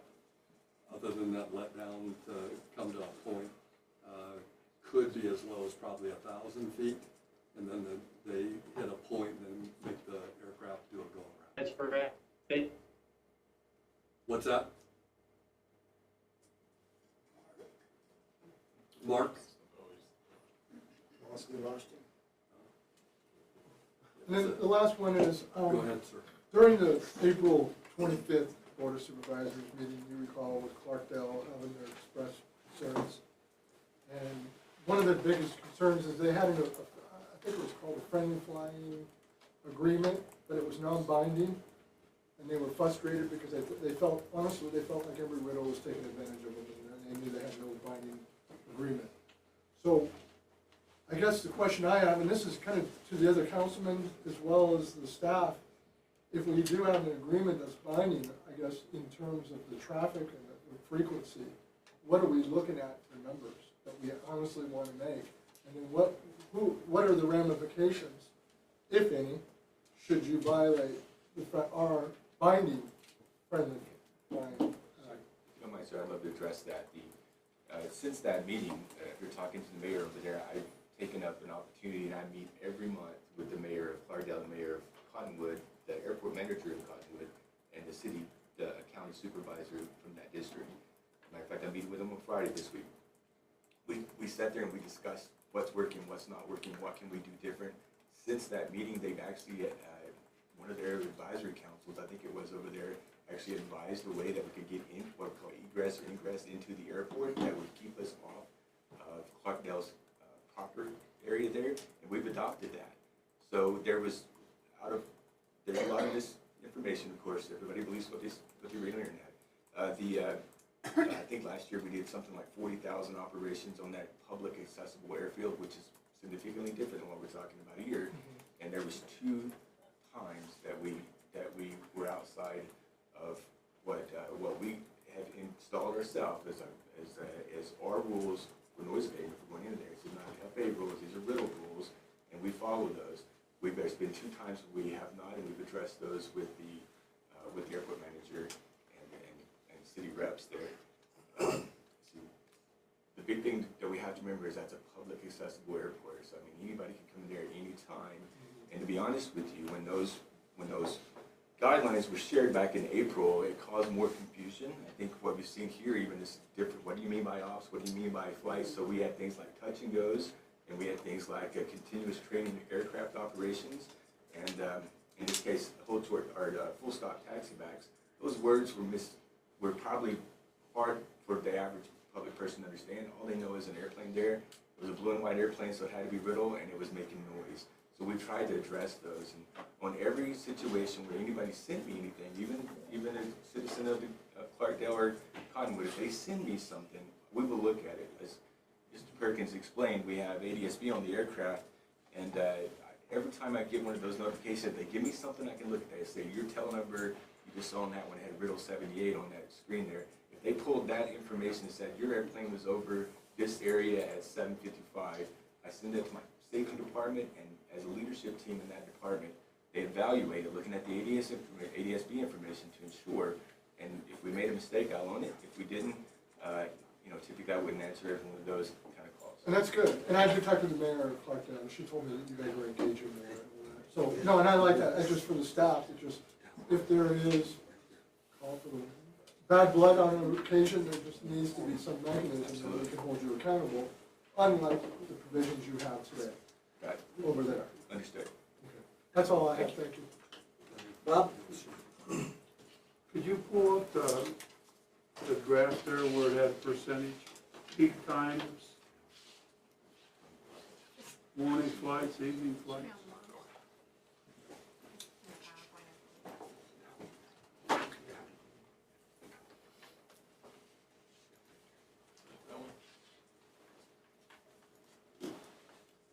So 50%, 5% of the daily total, what's the daily total? How many planes, what's 5% of what? So this would be based off of that projection of 20 or 40 operations, 20 takeoffs, 20 landings, average max per hour. And each one is 6 for the touch and go, landing, and If an aircraft comes in and does a touch and go, that would be considered 2 operations. right, but then you got stop and go, low pass, taxi back, landings and takeoffs. So anytime an aircraft lands, even if it's doing a touch and go, that's considered one operation. So that's going to produce a certain footprint, and it's measured separately than a takeoff. A takeoff would be takeoff if it's full stop taxi back, it's still a takeoff. If we're just moving the sound around a little bit, or if it's a touch and go, it's a takeoff. So that's also an ops. And if you come down, if you do a missed approach, that's also considered an ops because we're producing footprint there. Okay, so that's a lot of noise. Okay, so peak mount. That's 45 to 55%, or 75 on a daily total. The 75% of how many planes? I mean, We won't put more than 4 in the pattern at a time. 4 in a pattern. That's the max we put. And they could be there for an hour? Well, they could be there for an hour, and we could be rotating them out. No, I'm just curious. how- So, I'm trying to do some math here. One time you mentioned 20 flights an hour, or did I get 20 that wrong? operations. So 20 One operations. takeoff and one landing. 40 operations, 20 landings, 20 takeoffs, 40 ops. Max Okay. average. So that would come up to like 600 in one day. 600 ops. So you would have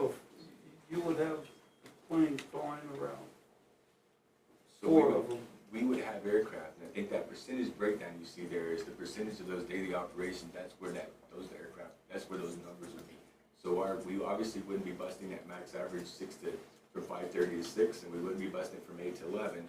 But in that middle part of the day right there, that early part of the day, 6 to noon would be our max operation time. And they would be flying around. We would have planes flying around all day, And during that peak time, you'd have quite a bit of flying around, pretty constant. right? 4 max in the pattern. With But 4 you per- still have 4 the, in the pattern.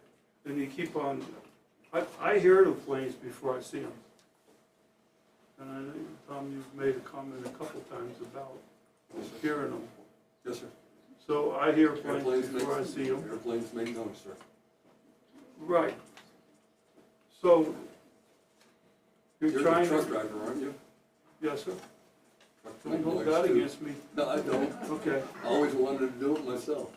If I wouldn't have been a pilot, I'd been a truck driver. Not if you were a truck driver. So anyhow, I'm trying to get to where the noises could be constant all day long, and you want to say it sounds like a vacuum cleaner or somebody talking.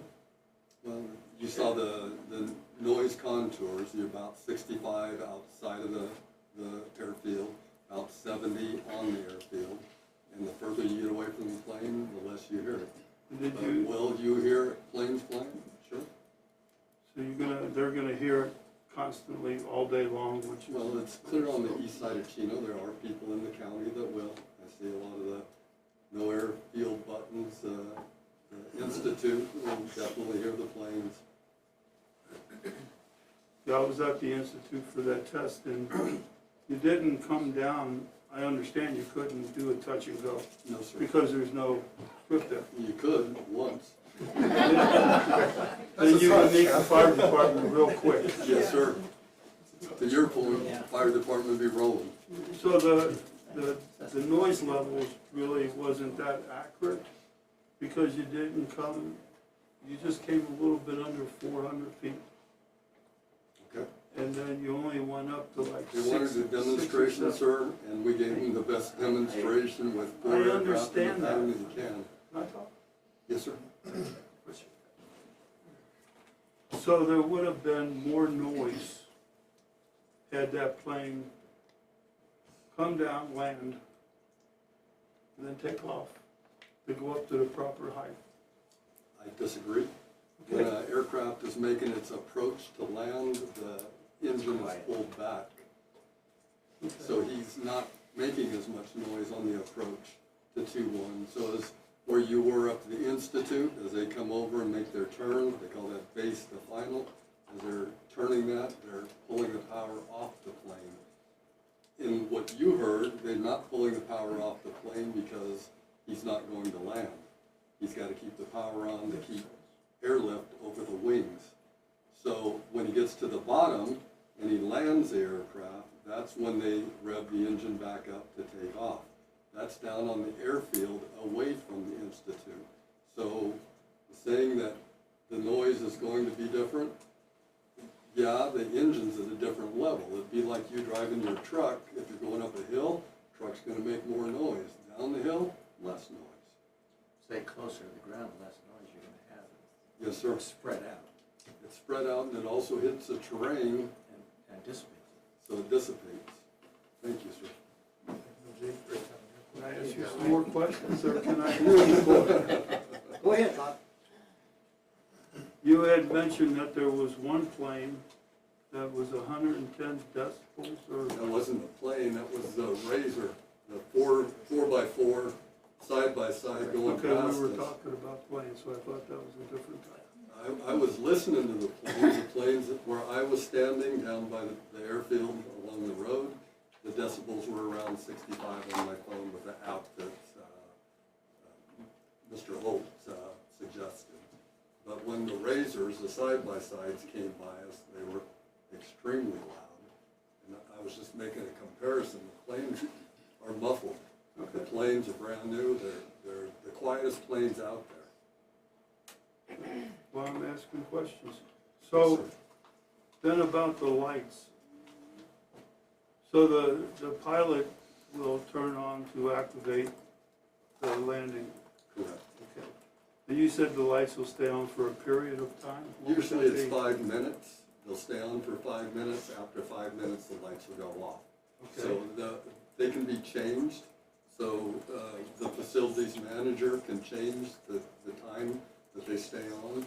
So if the students are not using it, they'll be off. It'll be black out there. You won't even know the airfield's there. But if they're using it, you'll see click, and then all of a sudden the lights will come on. They're not big lights like you see at Prescott with the big rabbit lights and everything. Those are for IFR traffic coming out of the clouds to see. This is for VFR traffic. It's simple lights around the runway so that the pilots can see the landing. Will there be a beacon there?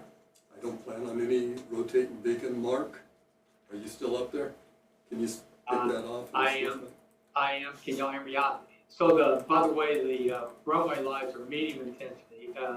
At Prescott, they're high intensity runways. These lights, these will be medium intensity. Thank you. And the rotating beacon, it's really, because it's a private airfield, it's usually part of the lighting package. It is part of the lighting package that we put in, but it's not necessary. And they can also be baffled too, to keep from shining into any residential areas. The only time a rotating beacon is supposed to be on an airfield is when the airfield's gone IFR. So that means below 1,003, 1,000-foot ceilings, 3 miles visibility. So if the weather goes below that, which happens very seldom here, but if it goes below 1,000-foot ceiling and 3 miles visibility, that light comes on. That tells pilots that are flying that airfield is IFR. And instrument flight rules, it means that they have to be on their instruments to see your visuals taken away. And then when it comes to the fire station, you said it would be done between phase 2 and 3? That's my Chuck, I have a understanding from question the for fire you. month. When you said that it would be, the fire station would be built before any other building is built. That's what I would like to see in there, but that will probably be between 2 and 3 unless I'm mistaken. So it's saying the same thing, but no building can be built out there unless the fire station is first. I mean, So that's still, well, that's part of what I'm asking for, whether that winds up being what you vote on, I don't know. okay. But yes. Also, just while we're on the fire station subject, the fire station should be paid for, the building, the structure, and all the stuff that's in it should be paid for outside of cap on taxes. Correct. However, when it's manned, it's not only servicing the airport or airfield, it's servicing the area that's around it as well. And that means that our taxes, which we pay for places all over getting service, that's what it's about, our taxes will have to kick in to support the personnel that are there, but then the coverage is extended, so our money is being spent not just on the airfield, but for the whole area around it. I wanted to make that clear, that there's no other way to do it. If the station's out there that's got people in it, they have to respond. That's just the way they're dealing with it now. Okay, that takes care of my next question. So the fire station is not gonna be exclusive to the airstrip? That's a question for Catherine, I think that's what he just I'm said. asking- It's going to cover the Somebody should be able to institute, the answer. homes around that area. Yes. Usually it's, they have an agreement usually on private. Can I get you to speak up just a little bit louder? Nobody can hear you. Somebody else. Ma'am. Said yes, they should be leaving the facility if they have to fly other responses outside the perimeter of the airport. A fire station is a fire station. Even the airport fire station for Prescott, I think, has to respond if they're needed. Well, there is, at commercial or public airports, they have operators that can't leave, they have to be there 24/7, 365. Correct, but it's runway apparatus, Correct. which wouldn't do any good anywhere else. Correct. They'll probably have And staffing. something out there. Staffing for that, right. But I don't think that's in this case. As far as lights, won't APS have to have their beacons on their poles? There won't be any poles. Underground. It's underground. Everything's The underground. poles that go along Perkinsville? No, Underground. underground, sir. No above ground. Everything underground. Those lights aren't required by APS, that's a city ordinance. Right. No, APS would have to do it, it's a utility requirement around any airport. Anything over 50 feet. Streetlights he's talking about. Flyers and airplanes don't do well. Councilmember Shacker, if it helps with timing of the fire station, it'll be at CAFMA's directive. So if CAFMA requires the fire station up there, that's when we get the fire station. So then it can be conditioned as such. Okay.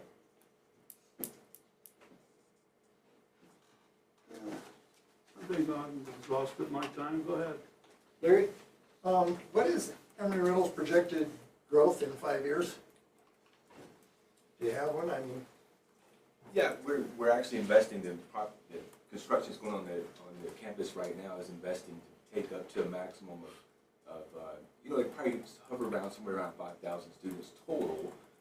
Right now we're at about 33, but that wouldn't be in 5 years, no, this is a 15, 20-year investment. But if we were gonna grow above that roughly 5,000 or 5,000 student mark, our facilities we have now would cover, you can turn down new facilities, build bigger, newer facilities, and that doesn't make a lot of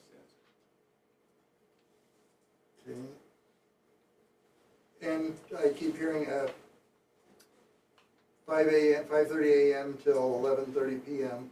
and then I hear 5:30 a.m. till 10 p.m. Would it be possible to cut it at 10, or is that going to be too big a?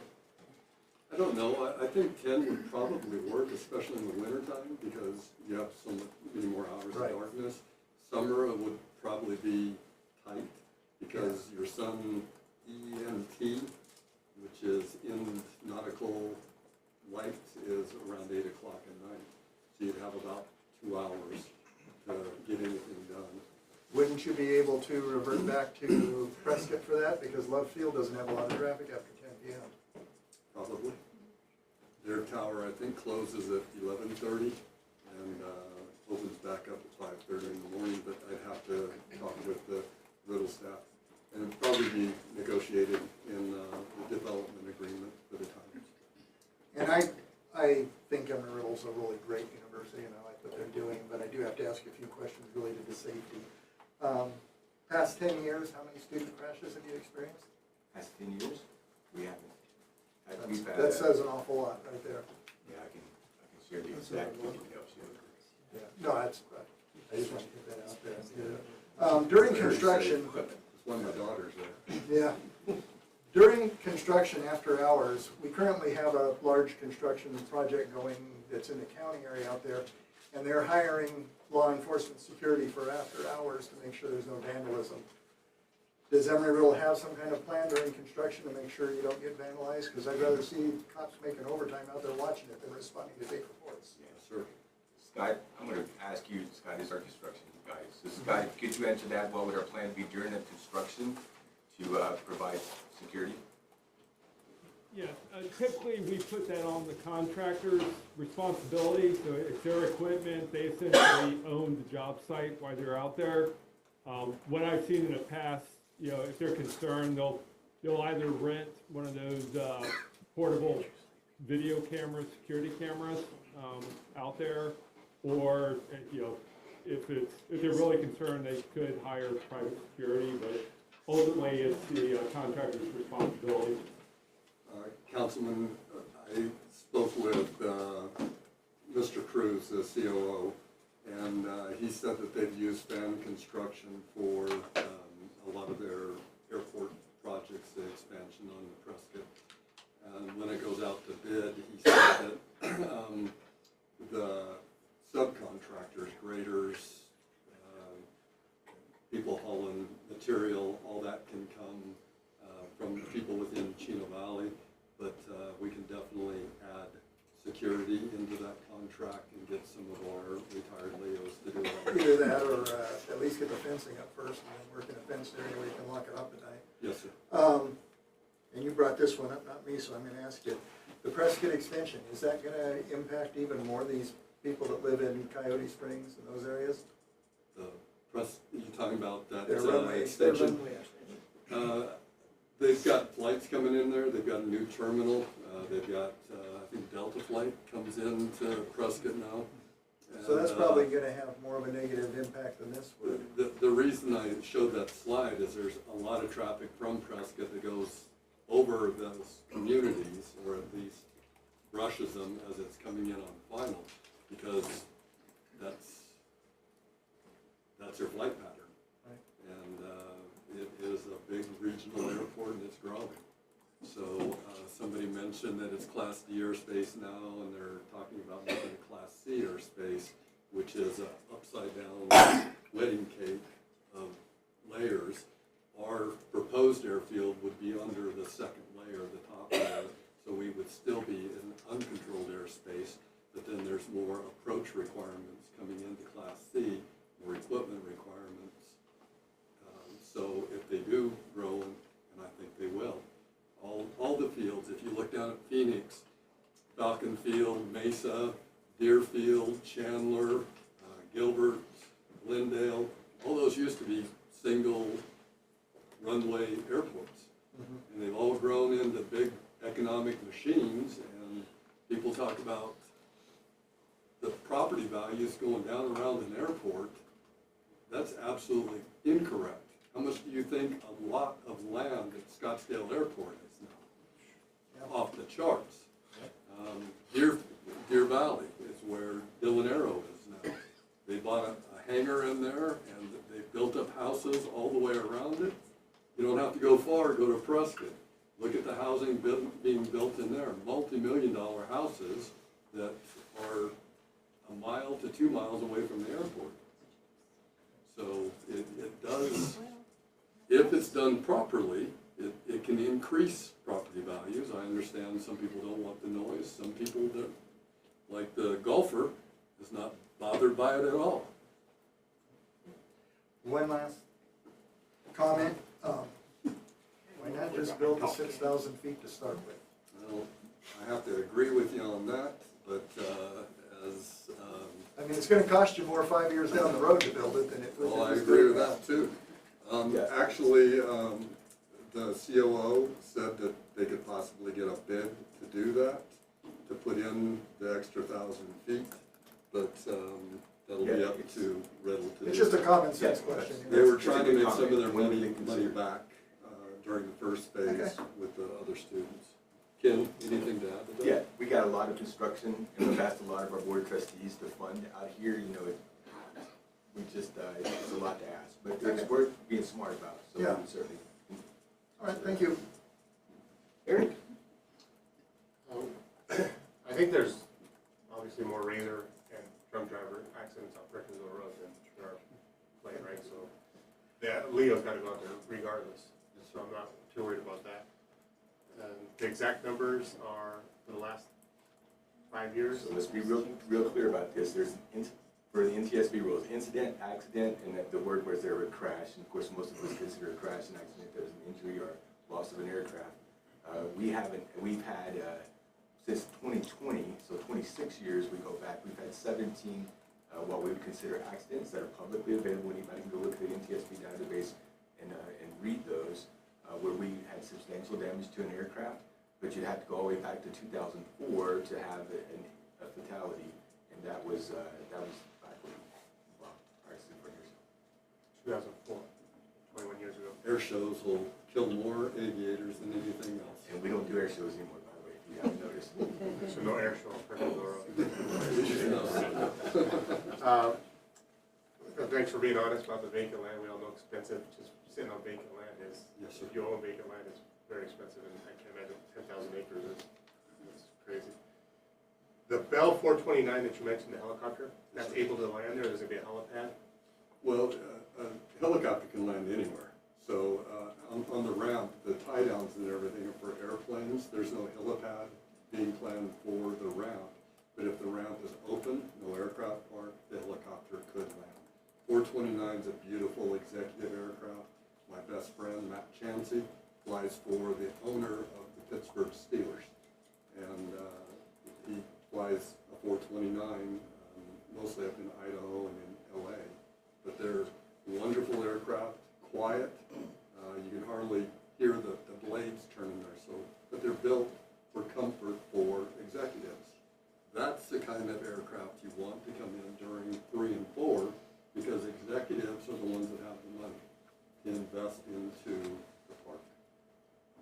Gotcha. And then the plane size for an executive plane would be? You have small citations, you have small Gulfstreams. I wouldn't want anything, I don't think the bigger aircraft can even land on a 6,000-foot runway, but the smaller ones can. So if you had, I'm not an airplane pilot, I'm a helicopter pilot. So, and I would say we don't want jet traffic day after day, but we would work with the town of Chino Valley to say, hey, businessman wants to come and check on his business, and he wants to land at this time, refuel, and depart. Jets also buy a lot of fuel, so do helicopters. So a Cessna, how much is the fuel capacity of a Cessna? You're paid, but it's not a little. So you make a lot of money selling those gas, but if you build up a jet with gas, you're taking a whole truck. Okay, so you made the analogy of using a gas station with 50 pumps, like a Buc-ee's, let's say. Yes, sir. You only have 50 cars on it. Buc-ee's. Only people back east know what a Buc-ee's is. So if somebody comes in, they're paying you to taxi the plane there? No, Because well, it's private Riddle, airport. absolutely. And the only ones that would be allowed to land, that's the nice thing about a private airport, it's like having private property. On the maps, like the one I showed you on the airport, it'll say PVT beside the airport. It'll be magenta, which is non-controlled, PVT, private. What that means is you're not allowed to land there without landowner's permission. If you charge, you can charge a fee for them to land, but obviously the ones that built the airport, you're not charging them. because they paid for the infrastructure. But if in later phases, the town of Chino and the development agreement for that phase wants to say, if a plane lands or a helicopter lands, we want to charge a fee, I think that's reasonable. Okay, and then on phase two, the private hangars would be Riddles, or you guys would lease them out to these businessmen? Little column A, little column B. I want to invest my money into one of the hangars. Riddle has offered to build, lease a hangar. We're not selling the land underneath, but building hangars. My vision is to pull more of their ops out. Currently at Prescott, they have two operations. They have main ops, where all their simulators and a lot of the Cessnas park. And on the other side of the airfield, they just built West Ops. How much did that cost? Oh, I think that, Scott would say for sure, but about 40 million. 40 million for West Ops. What I would like is a North Ops. North Ops being built up here, that the students come or live in Chino Valley, the instructors live in Chino Valley, the mechanics live in Chino Valley. And those jobs are given to people that work out at North Ops, so that the planes are parked there, they're maintained there, and they refueled there. That brings monetary benefit to the town. It also brings revenue streams to my family, so we can keep that other 10,000 acres open and ranching, as I think most of you want to. Would you say the rural community, keeping that rural feeling, but having this research park on our east boundary? Okay, and to go back to Commissioner his point, there's not much jobs for our future here, and I like what you're doing there, and the economic impact of this, especially with TSMC coming into the valley, with the Deer Valley Airport there, and they could fly over here if a company wanted to be here. 100%. I mean, it's huge for the future. Yes, sir. And that's what I'm relying on for our children. I grew up here in Chino, my kids grew up in Chino, so that's something that's Love for them to have jobs. Chino, in my lifetime, just went from being a ranching farming community to being a bedroom community. A lot of people live here, but you see the heavy volume of traffic going towards Prescott Valley, where they all work. And then they come back here and they'll buy a pizza, stop by Safeway and get a couple of groceries, and they'll go back to their house, and the next day, that cycle starts over again. No, sir. We need to. Thank you. Thanks for Any the last minute questions jump up while somebody else was asking anything? Go ahead, Chuck. So, in the zoning meeting the other day, you mentioned something about takeoff and taxi back as a way to slow down the number of orbits and also create less noise. Can you kind of go into that, please? So at a public accessible airport, for instance, an airport like Cottonwood, we'll put 4 aircraft in there, that's our standard operating procedure, but that's a publicly accessible airport, so other aircraft could come in there and join. If they do come in and join that pattern, our procedure for real aircraft is do what's called a full stop taxi back, and that means you come in to land, you don't immediately take off, stop the aircraft, exit onto the taxiway, taxi back for a takeoff. Does a couple of things for us. First of all, it's going to slow down the pattern, which we're safety focused number one. It's going to slow that down. But if you talk, for instance, I think the airport manager at Cottonwood does the best explanation of this, and he says you're not reducing the sound, you're just moving the sound around. And what I mean by that is that on a touch and go, you come in and you touch down, so you're part of the runway already, and then you have to reconfigure the aircraft real quickly and then do a takeoff. So your takeoff is really initiated probably halfway down the field in some cases. So when you cross the threshold, meaning the edge of the runway, the aircraft's gonna be at a lower altitude, therefore it's making more noise to anybody that lived off the end of that runway. At a full stop taxi back, we're gonna use the whole runway for takeoff. So when we cross the threshold or we leave that airport property, we're gonna be at a higher altitude. So we're not reducing noise, we're just moving that noise around. For somebody off the end of the runway, that would be beneficial. So in this airfield setup that you have here, if you did the landing and taxi back, that would push the sound up to a higher elevation, so the folks on the west end would receive possibly less noise. on the west end, less noise immediately off the airfield there, which I don't believe. There are three ways on an approach. We call it the option. So there's three things you can do in the option. You can land, full stop. You can do a touch and go, or you can do a go around. Those are the three options. The pilots have to train on all those things. The instructor will tell the student, you're making your approach. Student doesn't have everything lined up, he'll say, go around. Student is supposed to reconfigure the aircraft, get it flying safely again and up. The instructor has a set of controls just in case they mess that up to take over if they need to. If he says touch and go, then the student is supposed to touch the wheels, let him go down the taxiway briefly, and then take back off into the air. If he says full stop, the student is supposed to land, get on the brakes, slow the aircraft down. If you've got other aircraft in the circuit, then he's supposed to taxi off, as Dr. Witcher just said, and then taxi back to the takeoff end of the runway, and then head for the departure when he's cleared to do it. At an uncontrolled airspace, all this is going on over a CTAF frequency, Common Traffic Advisory Frequency. So they're on a frequency dedicated, it's like 122.75. It's assigned by the FAA, and it would be on the maps for our airfield. So if you say, I'm full stop, then the rest of the aircraft will slow down so that they get spacing so that aircraft can get on the ground and get out of the way. But I understand you're trying to mitigate noise. And volume a little bit. And what he's talking about at Cottonwood is they don't have control of who goes there. At our airfield, we will have control of who comes in. Thank you. Go ahead, sir. This, I guess, is for Will and Lori. What we're doing, the ZC 2025-03, is just, all we want to do is rezone land to AR-36, vacant land, that's it? I mean, that's the first part, right? Excuse me, yes, that is. Okay, so it has nothing to do with flying, building submarines, it has nothing to do with, all it is to change the zoning that we've changed everywhere else, it seems like, to AR-36 to make it compatible to other things going in the area on vacant land. Correct. Okay. Then the second part would be, now the CUP is got to do with Embry-Riddle.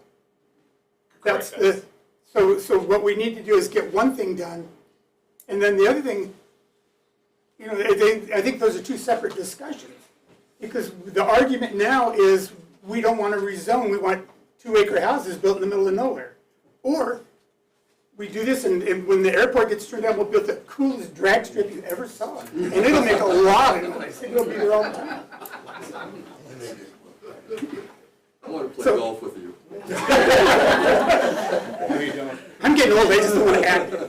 But, so I guess like the whole question is this, all we need to do is determine if we want to rezone the land first. Correct. That's the So first on determination. the February 3rd meeting, there will be two items before you, the zone change, and then there will be the subsequent CUP. Okay. So each will require separate action. Okay, all around. Thank you to the public for maintaining decorum and demeanor and letting this happen.